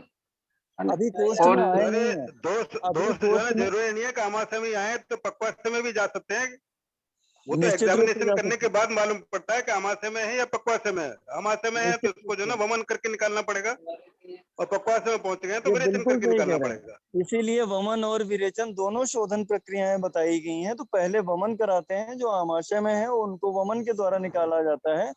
और ये जो वामक द्रव्यों के गुण है ना, वही विरेचन द्रव्यों के भी गुण हैं। उष्ण, तीक्ष्ण, सूक्ष्म, व्यवाही, विकासी, इनके बारे में मैंने पढ़ा है। डॉक्टर साहब, इसका मैं बताता हूँ आपको। ये अष्टांग संग्रह में इन्होंने यही तो स्पष्ट किया था कि अष्टांग हृदय संग्रह सूत्र में 13 में जब ये कह दिया उन्होंने, और उसका मैं उसको पूरी तरह से मैंने सबको बता ही दिया है। और उसका आखिर में है कि सोत इच्छा बने काले यथा शस्त्र यथा बलम, ठीक है। और दोषच्छ छह पर कृष्तान, यानी कि स्वेदन से वे कोष्ठ में लाए जाते हैं। कौन लाए जाते हैं? दोष। अब यहाँ पर आपका सवाल है कि जब हम वामक द्रव्य देते हैं तो वामक द्रव्य से क्या क्या होता है कि उसमें कई चीजें लिखी हैं कि जब पसीना आना शुरू होता है तो समझ लें कि आप ऐसा हो रहा है, जब पूरा हर्ष होना शुरू हो जाता है तो समझ लें आप ऐसा हो रहा है। वहां क्या होता है उसका आप जो पंचकर्म का जो उन्होंने बताया है कस्तूरी ने, उसका एक बहुत ब्रॉड स्पेक्ट्रम चीज चारों चीजों में पता चले गए, और हम उसका उल्टा मान लेते हैं कि हम जो है वामक द्रव्य देते हैं तब जाके दोष कोष्ठ में आता है। ऐसा नहीं है। वहां पर कहा गया है कि जितने भी स्रोतस हैं उन स्रोतसों को खाली करते हुए आकाश महाभूत जब लौट के उसमें आता है, आकाश महाभूत आ रहा है लौट के, वहां पर दोष नहीं आ रहा, वो तो पहले ही आ चुका है। पूरे शरीर में स्रोतों को खोलते हुए ये जो व्यायवी विकासी हैं, ये दोषों को खींच के नहीं लाते, बल्कि आकाश महाभूत को आगे रखते हुए और पूरे स्रोतों को खाली करते चले जाते हैं। बिल्कुल पाइपलाइन पूरी खाली है, और लाके जब उसमें आते हैं तब पेशेंट को उस आकाश, क्योंकि वो अग्नि रूप होते हैं, और अग्नि आकाश महाभूत जब दोनों आपस में मिलते हैं तब जब वो अग्नि स्थान पर आते हैं, और अग्नि स्थान पर आकर हमको इंडिकेट करते हैं कि हम आ गए हैं, और पूरे शरीर के जितने भी स्रोत हैं सबको खोल के आ गए, तब यहाँ पर पसीना आता है। हम ये ना समझे कि दोष आया था, दोष नहीं आया था। आकाश महाभूत अग्नि महाभूत को दोनों मिलकर, क्योंकि दोनों ही ऐसे हैं जो खाली स्थान को ही कवर करेंगे, खाली स्थान को ही मानेंगे कि जहां जहां होगा वहां वहां हम घूम के आते हैं। अभी वो होता है ना कि रात में गया नहीं, जरा मैं 4 चक्कर मार के आता हूँ क्या हो रहा है, पूरे उसमें पता लगी पूरे मोहल्ले की सब गली खाली है, और उसे रास्ते में 2-4 कुत्ते मिल गए, उन्होंने कुत्तों को खींच के ले आए, चल इधर को, चल इधर को, इधर को चल, इधर को चल, और कॉलोनी से बाहर खत्म। तो वहां पर केवल आकाश महाभूत अग्नि महाभूत से मिलकर उन स्रोतों से को पूरा खोलता हुआ, वहां दोष तो पहले ही आ चुका था। अब भूख बढ़ रही है, घट रही है, ये मीनल जी का है। अगर दोष आमाशय में उत्क्लेश की अवस्था में आ गया तब पेशेंट को भूख नहीं लगेगी, और अगर वो उत्क्लेश की अवस्था में नहीं आया है तो पेशेंट को भूख लगेगी। लेकिन उस समय एक चीज कह दी जाती है कि अगर तुमको भूख नहीं लग रही है तो व्यायाम मत कर लेना, चल फिर मत लेना, वरना दोष फिर चलायमान हो जाएगा। क्योंकि व्यायाम से दोष चलायमान होकर, और क्योंकि आपने कुछ ना कुछ तो खाया है, अपनी अभी आपने इतनी अग्नि बंद नहीं की है, उससे भी थोड़ा आम बना होगा, और वो चल के फिर बॉडी के अंदर चले जाए। इसलिए उसको कह दिया जाता है घर में कोई भी किसी भी तरह का आप कोई भी काम ना करें, आराम करें, मन को प्रसन्न रखें, ताकि दोष चलायमान किसी भी, क्योंकि भया की वायु, यानी कि भय से क्रोध से वायु प्रकोपित होती है, और फिर जो लाया हुआ दोष है वो तो रहेगा ही, वो नहीं जाएगा, क्योंकि वो तो पक्क हो गया, वो तो पक्का है। वो पक्का जब हो गया तो वो जा ही नहीं सकता पोस्ट से। लेकिन जो अपक्क पड़ा हुआ है पहले से, वो जरूर चला जाए, और वो जब चला गया तो आपकी प्रोसेस खराब तो नहीं होगी, लेकिन फिर दोबारा से आपको कभी मरीज को दिक्कत होगी तो फिर वो आपको करना पड़ेगा। मेरे पेशेंट के साथ ऐसे ही हो गया था ना सर, वो स्विमिंग सर एक क्वेश्चन है सर जी सर, अब दोष अगर कोष्ठ में आ जाएंगे तो ये कैसे मालूम पड़ेगा कि सर इसका वमन कराना है या विरेचन कराना है? हाँ, वो तो आपको तय करना है कि प्रोसीजर तो दोनों का सेम है। हाँ, दोनों का सेम है, लेकिन उसमें क्या देखा जाता है कि जैसे कि अगर आपको डिजीज लग रही है कि कफ का ज्यादा है, ठीक है, तो उसके हिसाब से आप वमन कराएंगे, अगर पित्त का ज्यादा है तो उसके हिसाब से विरेचन कराएंगे। लेकिन हाँ, आपको लग रहा है जुंडज है तो आपको दोनों कराने पड़ेंगे। उसका पहले परीक्षण करना पड़ेगा ना सर? पहले परीक्षण ये करना पड़ेगा कि दोष प्रबल कौन सा है, कफ है पित्त। ठीक है सर, कभी कभी क्या होता है कि वमन करवाओ तो विरेचन भी हो जाता है साथ में, वो नीचे से उसका विरेचन। वमन अगर कराते हैं तो औषधियां अपने प्रभाव से विरेचन भी करा देती हैं, और उस स्थिति में ये तो उपद्रव होता होगा ना सर इसका, तो ये हाँ। और सर दोषों को कैसे मालूम कि हमको इसमें अमाशय में ही आना है, वमन कराने वाले हैं वो या विरेचन कराने वाले तो हमको पक्वाशय में ही जाना है? They are very intelligent like you. देखिए ये तो पहले परीक्षण करना पड़ता है कि दोष कहाँ पर है। आमाशय में है तो वमन कराएंगे, और अगर पक्वाशय में पहुंच गए तो फिर विरेचन कराएंगे। वो तो एग्जामिनेशन का पार्ट है ना मैडम, स्नेहल स्वेदन के बाद। एग्जामिनेशन उस वक्त कोई नहीं करता, पहले हम प्लान कर लेते कि हमें वमन कराना, मेडिसिन देते, पेशेंट आता है उसको वमन का औषध देते, सबने वमन का ही बनाया रखा रहता है, या विरेचन का होता है तो वो टैबलेट देना है या जो देना है वो ऐसा ही होता है। उस दिन एट अ टाइम तो मेरे हिसाब से कोई नहीं सोचता कि अब हम परीक्षण करें और अब हम वमन करा रहे हैं कि विरेचन मेरे साथ कंफ्यूज रहे। और मेरे सर साथ मेरे 2 बार हिसाब ऐसा हो चुका है। हाँ, और मेरे साथ 2 बार। अच्छा जी बोलिए। जी बोलिए नहीं आप सॉरी बोलिए सर, मेरे हिसाब से ऐसा होता होगा, मतलब कि यदि हमको वमन के लिए लग रहा है, हमको कफ प्रधान अवस्था या कफ प्रधान व्याधि लग रही है, हमने सारा कुछ दिया, क्योंकि कफ प्रधान व्याधि क्यों लग रही है, क्योंकि सारे दोष में सारे शरीर में आमगत या कफ प्रधान आम ही फैला हुआ है। अब जब वो अपने उधर से लौट के आएगा तो अपने स्वाभाविक स्थान मतलब अमाशय में ही आएगा। और यदि पित्त प्रधान व्याधि लग रही है और हमने सारा स्नेहन स्वेदन और घृतपान सब कराया, तो जब पित्त प्रधान आम जो शरीर में जो कोष्ठगत आएगा तो वो अपने जो उसका जो नॉर्मल स्थान है, मतलब जब कोई भी चीज लौट के आती है, जैसे कोई चोर और है, वो जब लौट के आए तो वो अपने स्थान पे लौट के आएगा, इसलिए ऐसा होता होगा, मतलब मेरे हिसाब से। होता नहीं है, ठीक है, यही है आपकी बात बिल्कुल हम लास्ट को नहीं डिसाइड करते हैं कि अब हम वमन करा रहे विरेचन, हम पहले डिसाइड करते हैं। का स्थान है, हरिओम आमाशय सर, कफ का स्थान है। ये ऐसा होता भी है ना सर कि अगर मैडम इसमें ऐसा है, जी बोले प्लीज। विरेचन अगर करवाते हैं और लेकिन कफ की स्थिति है, और अगर हमने विरेचन द्रव्य दे भी दिया तो भी क्या होता है ना, वो वमन ही हो जाएगा विरेचन द्रव्य से भी। अगर हमने कफ निष्कासित करना है आमाशय में तो केवल कफ ही आएगा, जो कि वमन के माध्यम से हम आमाशय से कफ का ही निष्कासन करेंगे। तो कोष्ठ से जो शाखाओं से जो कोष्ठ में दोष कफ दोष आता है वो आमाशय में ही आएगा और कहीं नहीं जाएगा। हाँ, लेकिन जो पित्त जाएगा वो जरूर अधो मार्ग में जाएगा। तो अगर हमने पित्त का निष्कासन करना है तो विरेचन के द्वारा करना है, और अगर जो हमने कफ का निष्कासन करना है तो वमन के द्वारा करना है। कौन सी व्याधि में हमने कफ का निष्कासन करना है वो सर इसमें 2 चीजें हैं सर। जिससे जब भी हम कोई भी वमन विरेचन का प्लान करते हैं, अगर डिजीज वाइज करते हैं तो निश्चित रूप से जो कफ प्रधान डिजीज है उसमें हम वमन प्लान करते हैं, और जो पित्त प्रधान डिजीज है उसमें हम विरेचन प्लान करते हैं। सामान्य रूप से अगर हम वमन विरेचन कराते हैं तो आचार्य ने ये बताया कि पहले हमको वमन कराना है। जी हाँ। क्या वो एसएलई का केस था, ल्यूकीमिया का केस था? जब हमने स्नेहन किया है, स्नेहपान किया है, तो पक्वाशय दोष पक्वाशय में भी आए और दोष अपने आमाशय में भी आए। लेकिन यदि हमने पहले दोष आया है वो पित्त आया है, आमाशय में जो आया है वो कफ आया है, तो हमने पहले कफ का निष्कासन करना है। पित्तांत वमनम कफांत विरेचनम। तो फिर आपको एग्जैक्टली वो तो लक्षण है, लेकिन यदि कफ है उसके अंदर आमाशय के अंदर और आपने यदि पहले विरेचन करा दिया और कफ यदि पक्वाशय में चला गया तो उसको नहीं निकाला जा सकता और उसके उपद्रव होंगे। इसलिए आचार्य ने लिखा है कि पहले कफ निकालते हैं और उसके बाद हम जब वो कफांते विरेचन, उन्होंने लिखा है अगर पित्त आ गया, सॉरी पित्तांते कफांते विरेचन और पित्तांते वमन, तो अगर पित्त आ गया तो इसका मतलब आपका सम्यक वमन हुआ है। इसलिए पहले कफ का, पहले वमन का प्रावधान है और फिर विरेचन का। इसलिए जनरली देखा भी होगा कि हम वमन विरेचन दोनों कर्म अक्सर एक साथ कराते हैं। सर ऐसा रहता है कि अगर कफ है शरीर में ज्यादा और अगर विरेचन भी करवाओगे आप तो भी विरेचन द्रव्य से कफ वमन ही हो जाएगा, वो नहीं करेगा, विरेचन नहीं करेगा वो।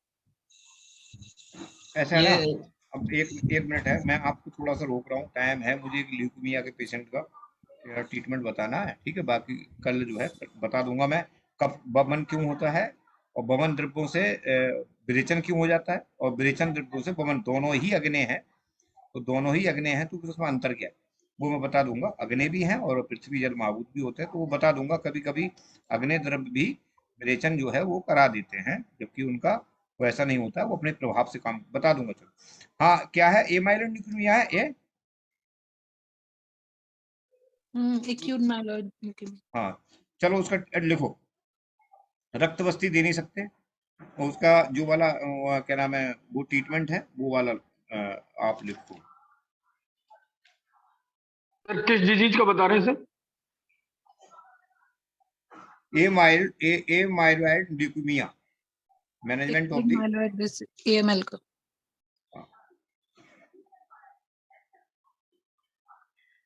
ओरल ड्रग,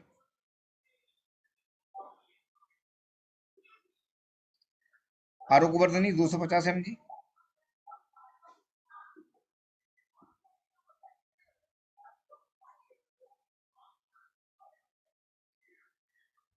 शतावरी चूर्ण 250 mg,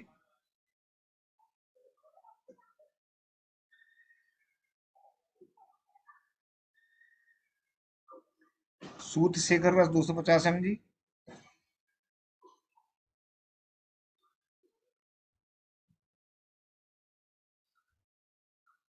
ये मैं क्लासिकल ट्रीटमेंट बता रहा हूँ उसका जो मैं करता हूँ।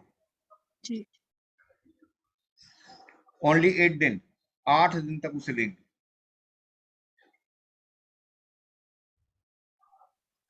सर बीडी डोज देना है? हाँ बीडी में।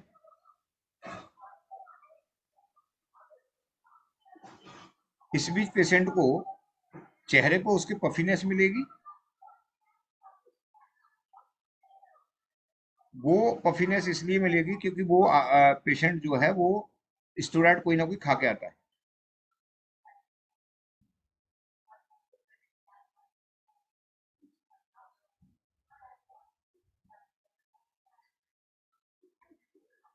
और इसको सीरियसली लेना है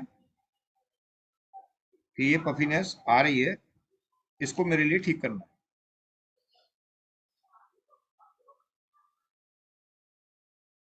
तीन बस्तियां चलेंगी इसमें, वो 3 बस्तियां मैं बाद में बताऊंगा, पहले उसके जो ड्रग हैं वो नोट कर लें। सप्तामृत लोहो, तात्यादि लोहो, इसका योग बनाएंगे।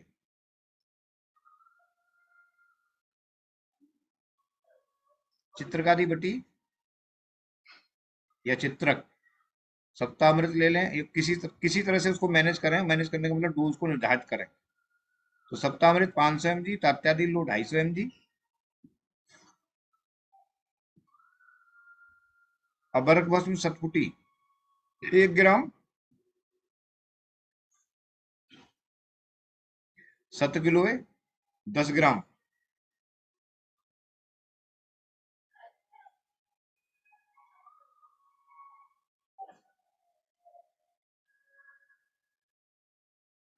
अब क्योंकि ये मज्जा से सीधे सीधे ल्यूकीमिया मज्जा से होती है, इसलिए मज्जा को प्रोटेक्ट करने वाले बसंत कुसुमाकर रस 1 ग्राम,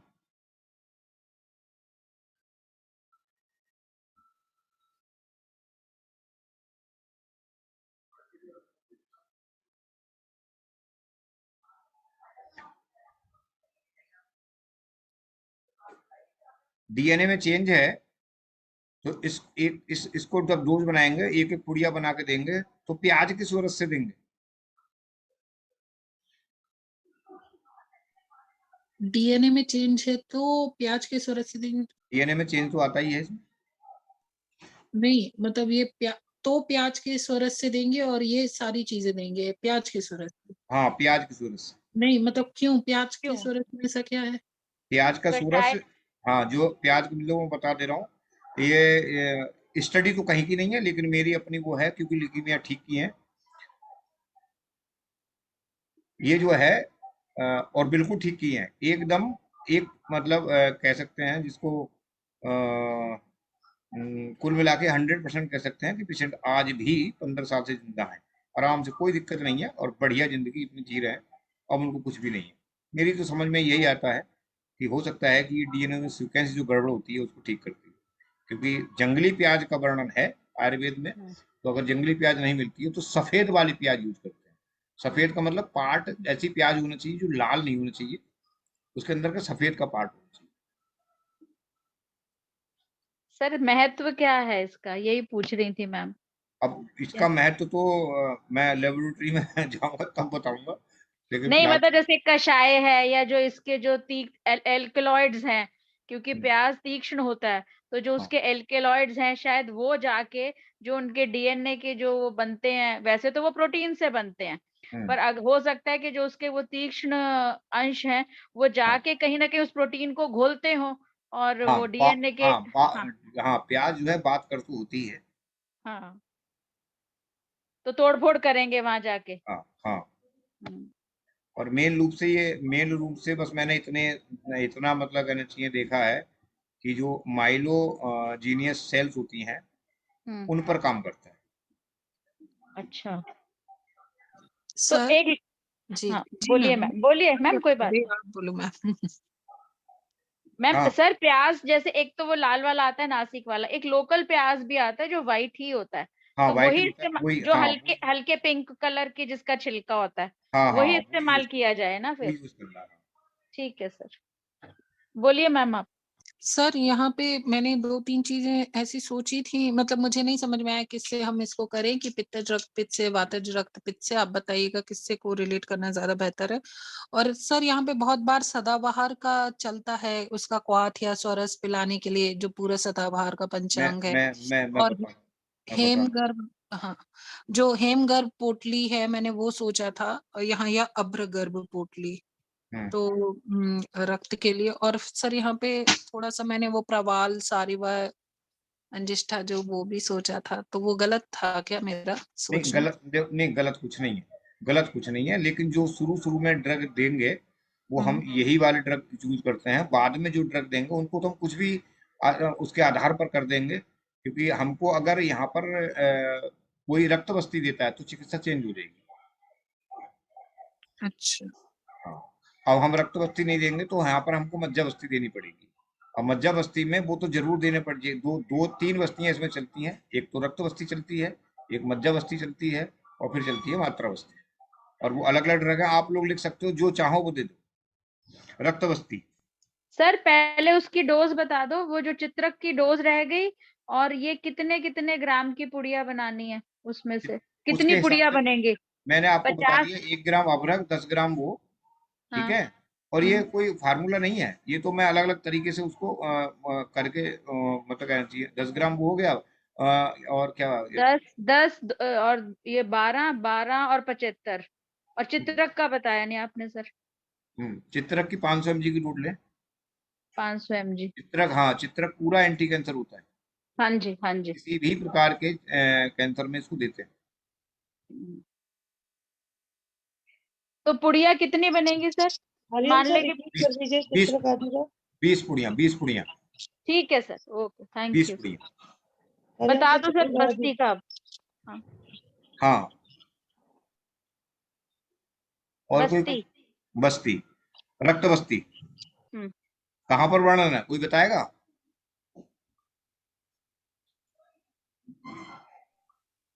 सर वहां बताया जहाँ जी वो जब रक्त स्राव जब हो जाए, और वो उसने उन्होंने ब्लड की टेस्टिंग भी बताई है कि ये कौन सा रक्त है, ये जो जो जीवन दान देने वाला अगर वो हो और उसे पशु पक्षी खा लें या जानवर चाट लें, जब वो निकलने लगे तो या तो रक्तपान करा दें या फिर रक्त बस्ती दे दें। इसका चरक संहिता में कहाँ वर्णन है, कोई बता सकता है? रक्तपित्त में है। अतिसार्य अर्श में रक्तपित्त है आई थिंक। और कोई बताओ? अभी अरे पढ़ा है मैंने, मेरे को याद नहीं आ रहा। किस वाले पृष्ठ पे लिखा है, ऐसे करके बताओ। इस वाले में लिखा है, यहाँ लिखा है, इतने नीचे लाइन, इतने पीछे। मेरे पास किताब नहीं है, मेरे पास इसमें बुक तो सब है, लेकिन वो नहीं खुली है, इतना तो मुझे मालूम है क्योंकि मैंने दी है। सर सीधे हाथ में लिखा है और ऊपर से थोड़ी सी नीचे के पशु पक्षियों को चटाएं, कैसे आपको पता चलेगा कि कौन सा रक्त निकलने लगा। मुझे रोग देखो बिल्कुल भूल गया। और यही लिखा है कि उसमें आप अगर वो ना खाएं तो इसका मतलब वो जो रक्त है वो अशुद्ध है, और अगर पशु पक्षी उसे खा लें। और दूसरा उन्होंने एक और टेस्ट लिखा, वो कपड़े वाला, कि कपड़े पे अगर उसका निशान, नहीं वो शुद्ध, वो आर्तव है, वो आर्तव वाले में बताया है। आर्तव नहीं मैम, उसी में लिखा है जहाँ पे रक्त बस्ती का वर्णन आया। ये जीवादान करके वर्ड आया हाँ, है। हाँ, हाँ, जीवादान हाँ, चरक सिद्ध स्थान जब विरेचन करती हो जाता है, उसको उपद्रव में आया शरीर। रक्त अतिसार में नहीं आया है क्या? मुझे ना उसमें पिच्छा बस्ती, मैं बता दे रहा हूँ, छोड़ो। सिद्धि स्थान में, बस्ती चिकित्सा में सूरज सर सही थे, मतलब सूरज सर अभी पास आउट होके आए हैं पंचकर्म में। बस्ती चिकित्सा में जब जो है हम जाएंगे तो सीधे हाथ पे करेक्ट एक प्रकार से आधे पन्ने के बिल्कुल एकदम नीचे, जब जीवदान रक्त की जब उन्होंने कहा है कि हम बस्ती देते हैं, रक्त बस्ती कैसे दी जाती है, तो मैं उसको शुरू की बताता हूँ। जो श्लोक की नहीं है, हिंदी का उसका अनुवाद है। जीते हुए मृग, हरण, जीते हुए मृग, हरण या बकरा के रक्त को लेकर रक्त बस्ती दी जाती है। फिर उन्होंने नीचे रक्त बस्ती कैसे दी जाती है तब कहा, सर उसमें ये भी बोला कि कुछ डाल देना है, कुछ। हाँ, तब कहा कि अगर हम बस्ती देंगे, हाँ, तो उन्होंने ये कहा है कि जब हम बस्ती किसी को देंगे और हमारा अटेंडेंट वहां लेके आएगा, फॉर एग्जाम्पल मैं अपने वहां भेजूं कि यार तुम मंडी में लेके जाओ, और मैंने उससे बात कर रखी है, वो बकरा काट रहा है और फटाफट उसको ब्लड लेके आओ, और तय है कि जैसे ही बकरा काटेगा आप ब्लड उसको अपने पात्र में ले लें, तब वहां से उसको यहाँ पर कुसा का स्वरस डाल के उसको भेजा जाएगा। कुसा का जब स्वरस डाल के भेज देंगे, उसमें मात्रा कितनी होती है, तो मात्रा इतनी होती है कि जितना आप रक्त लें, आप 400 में रक्त ले रहे हैं तो कुसा की मात्रा कम से कम उसमें उसकी 1/8 होनी चाहिए स्वरस की, यानी कि 50 ग्राम मात्रा आप उसको लें। 50 ग्राम 50 ml की मात्रा लेके आप उसको लड़के को भेज दें, बढ़िया पात्र स्टेरिलाइज करके। ये मैंने खुद दिया है, ऐसा नहीं है। और इसका जो मैंने जब सुना था, और वो कल लगभग मैं 2014 में जब मैं जो है, तो सबसे पहले जो रक्त बस्ती दी गई थी वो दी गई थी NIA में, नेशनल इंस्टीट्यूट ऑफ आयुर्वेदा, उसमें ये दी गई थी बस्ती, और उसी से मैंने उसको सुना था। एंटीकोगुलेंट, ये क्या लिख रहा है, कांस मेडिसिन, सर वो ठीक नहीं, वो कुछ देते हैं सर, कुछ इसलिए डालते हैं कि वो एंटीकोगुलेंट है, खून को जमने नहीं देता। वो एंटीकोगुलेंट होता है, और कुछ का स्वरस, हाँ, वो एंटीकोगुलेंट होता है। तो वहां भेजा गया, और भेजने के बाद आप भेजें और वो लेगा, और लेने के बाद उसकी एक लिमिट भी होती है, ऐसा नहीं है कि 1 किलोमीटर से ला रहा है, उसके नीचे बाकायदा जो और जितनी प्रिपरेशन होते हैं तो उसमें बर्फ डाल के भेजा जाता है कि आप इसको तुरंत जो है इस पात्र को इस बर्फ की थैली में रख लें, और थैली में रख के यहाँ तक लेके चले जाएं, और आने के बाद तुरंत देर नहीं होनी चाहिए आपके पास कुछ भी, बट परंतु लेकिन किंतु तो पंखा उधर चला दे, मरीज को इधर लिटा दे और ऐसे करके लिटाओ, इसमें 20 मिनट गंवाने नहीं है। मरीज तुरंत एकदम लेटा हुआ होना चाहिए, पात्र हमारा तैयार होना चाहिए, फटाफट हम उसको भरेंगे और तुरंत उसी समय उसको हिला के बस एक बार निगाह ये डालनी है कि कहीं पर इसमें क्लॉट तो नहीं है कुछ, और वो आडोलित करके पूरी तरह से, और उसको रक्त बस्ती दे दी जाती है। उसमें मिलाया क्या क्या जाता है 200 ml रक्त लेंगे, 200 ml दूध लेते हैं, 30 ग्राम महातिक्त घृत लेते हैं,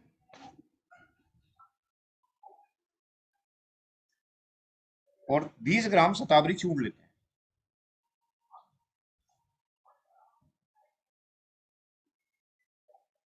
प्रोसीजर क्या है? प्रोसीजर ये है, उबला हुआ दूध होना चाहिए और ठंडा होना चाहिए। सबसे पहले दूध में शतावरी मिला देते हैं,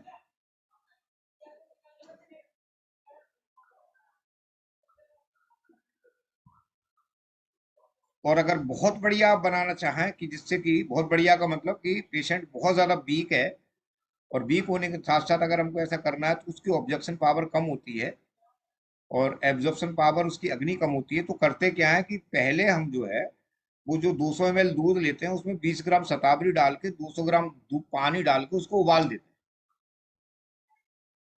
और उबालने के बाद फिर जब वो आधा रह जाता है, मतलब दूध पानी पूरा जल जाता है, एक प्रकार से क्षीर पाक बन जाता है उसका शतावरी का, फिर वो हल्का हो जाता है। और जब वो हल्का हो जाता है तब उसके बाद जो है फिर उसमें हम जो हमारा रक्त है वो 200 ग्राम रक्त मिला देते हैं, और ऊपर से धार के साथ एक चीज की अपनी अपनी एक अलग वो होती है, जिसको भी हमने सीखा है और उसको एप्लीकेशन किया है, तो वो भारती का आज पूरा केस रह गया। वो मैं कल पूरा अभी कर पूरा कर दूंगा, भारती से बात करता हूँ थोड़ी देर।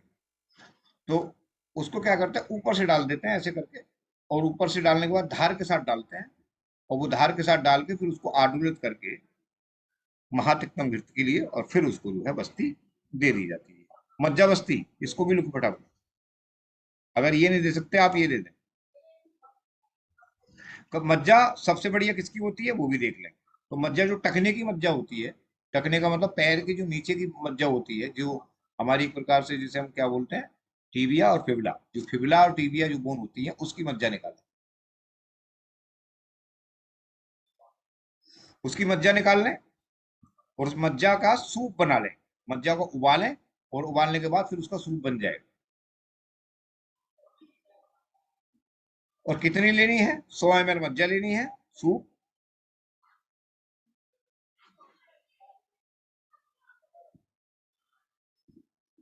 15 ml जो है महातिक्त घृत लेने हैं, 15 ml जो है मधु लेनी है,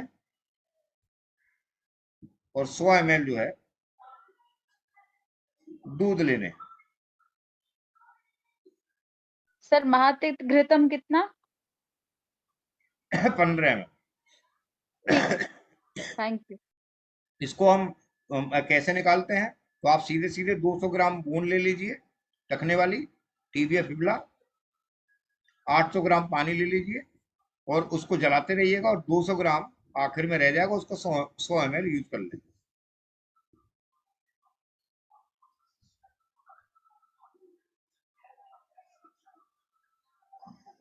मात्रा बस्ती देंगे तीसरी, अगर आपको रक्त बस्ती नहीं दे रही तो 2 बस्तियां ये दें। महातिक्तम 30 ग्राम,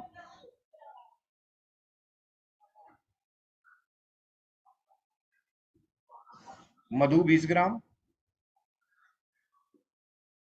और सेंधवादी 5 ग्राम। टाइमिंग क्या रहेगी? सेंधवादी तेल के लवण सर? सेंधवादी लवण, सेंधवादी लवण। लवण। टाइमिंग क्या रहेगी? मज्जा बस्ती अल्टरनेट डे पे देंगे, मात्रा बस्ती रोज देंगे। रक्त बस्ती की टाइम क्या रहेगी? 15 दिन में एक बार रक्त बस्ती देंगे। कितने दिनों तक देंगे? 3 महीने तक मात्रा बस्ती देंगे, 2 महीने वो 3 महीने तक रक्त बस्ती देंगे, 2 महीने तक जो क्या नाम है मज्जा बस्ती देंगे, और 1 महीने तक मात्रा बस्ती देंगे।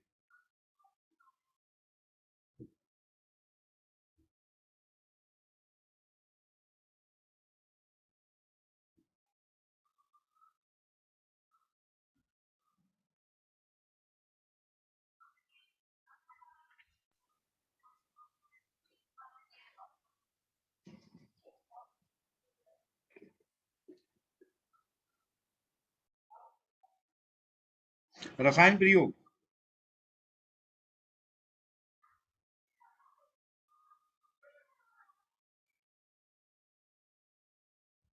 सिंपल रसायन, अम्लकी रसायन, आम्लकी रसायन का प्रयोग करेंगे।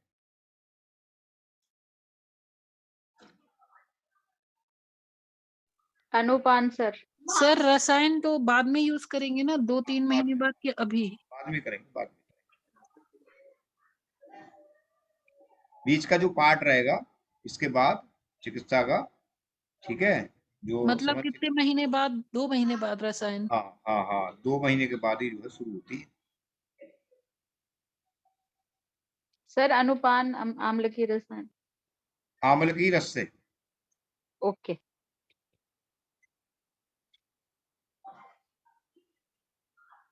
भारती में बात कर लूंगा अभी, फिर मैं करता हूँ दोबारा। सर हाँ ये भी थोड़ी इमरजेंसी थी, तो कब हो? अभी करता हूँ, 15 मिनट रुक जाओ। हाँ हाँ। क्या हो गया मैम, आपको कोई इशू है क्या? नहीं, वो पेशेंट का ही पूछना था। और जी, वो केस भी I'm मैंने, sorry यार। हाँ, वो मैं मेरे भी एक 2 दिन स्टूडेंट के पहले ही भाई मैंने को केस, अचानक ये हाँ हाँ, हुआ था, तो वो भी बहुत वरीड था। सॉरी। हाँ नहीं मैं अभी ठीक है, करता हूँ, कोई बात अभी नहीं करता है। मैं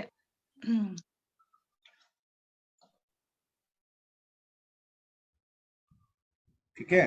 और आप सब लोग जो है वो अथर्ववेद पढ़ो, अथर्ववेद लेके आया हूँ, तो इसको भी पढ़ना बहुत जरूरी है, ठीक है। मंगा लो सब लोग अथर्ववेद, क्योंकि वाह, जब पंच महाभूतिक चिकित्सा पढ़ोगे तो अथर्ववेद पढ़ना पड़ेगा। दिख रहा है, उल्टा दिख रहा होगा इसमें तो। सीधा दिख नहीं, सही दिख रहा है सर, सही सीधा दिख दिख रहा है सर, सीधा दिख रहा है। अथर्ववेद, अथर्ववेद। रहा है। आप भी तो सीधे ही दिख रहे हैं सर, ऐसे ये भी सीधा दिख रहा है। अशोक जी आप अपना ऑन करो, शायद उल्टा हो। सर हो गया इसका तो 10 10:30 होने वाले हैं। हो गया श्रुति मैम का केस पूरा। हाँ हो गया। अशोक जी बुरा मत मानना। नहीं मैम, नहीं बिल्कुल नहीं। भाई इतना भारी हो रहा था, थोड़ा हंसना जरूरी है। नहीं, आप तो दिन भर हंसाते रहते हैं, आपका चेहरा ही मुस्कुराता हुआ है, आपको फोटो दिखता है तो आप हंसते ही दिखते हो। कहाँ फोटो दिख रहा है मेरा? आपके इस पे आता है जब आप बोलते हैं तो, आपके सोफे पे बैठे हुए एकदम से फ्लोवर वाले, वो आपके पिलोज है, वो है कुशन। अरे बाप रे, बड़ा फोकस कर रखा है, माय गॉड। चलो ठीक है सर, गुड नाइट। ठीक है, गुड नाइट एवरीबॉडी। प्रणाम सर। थैंक यू प्रणाम सर। सर।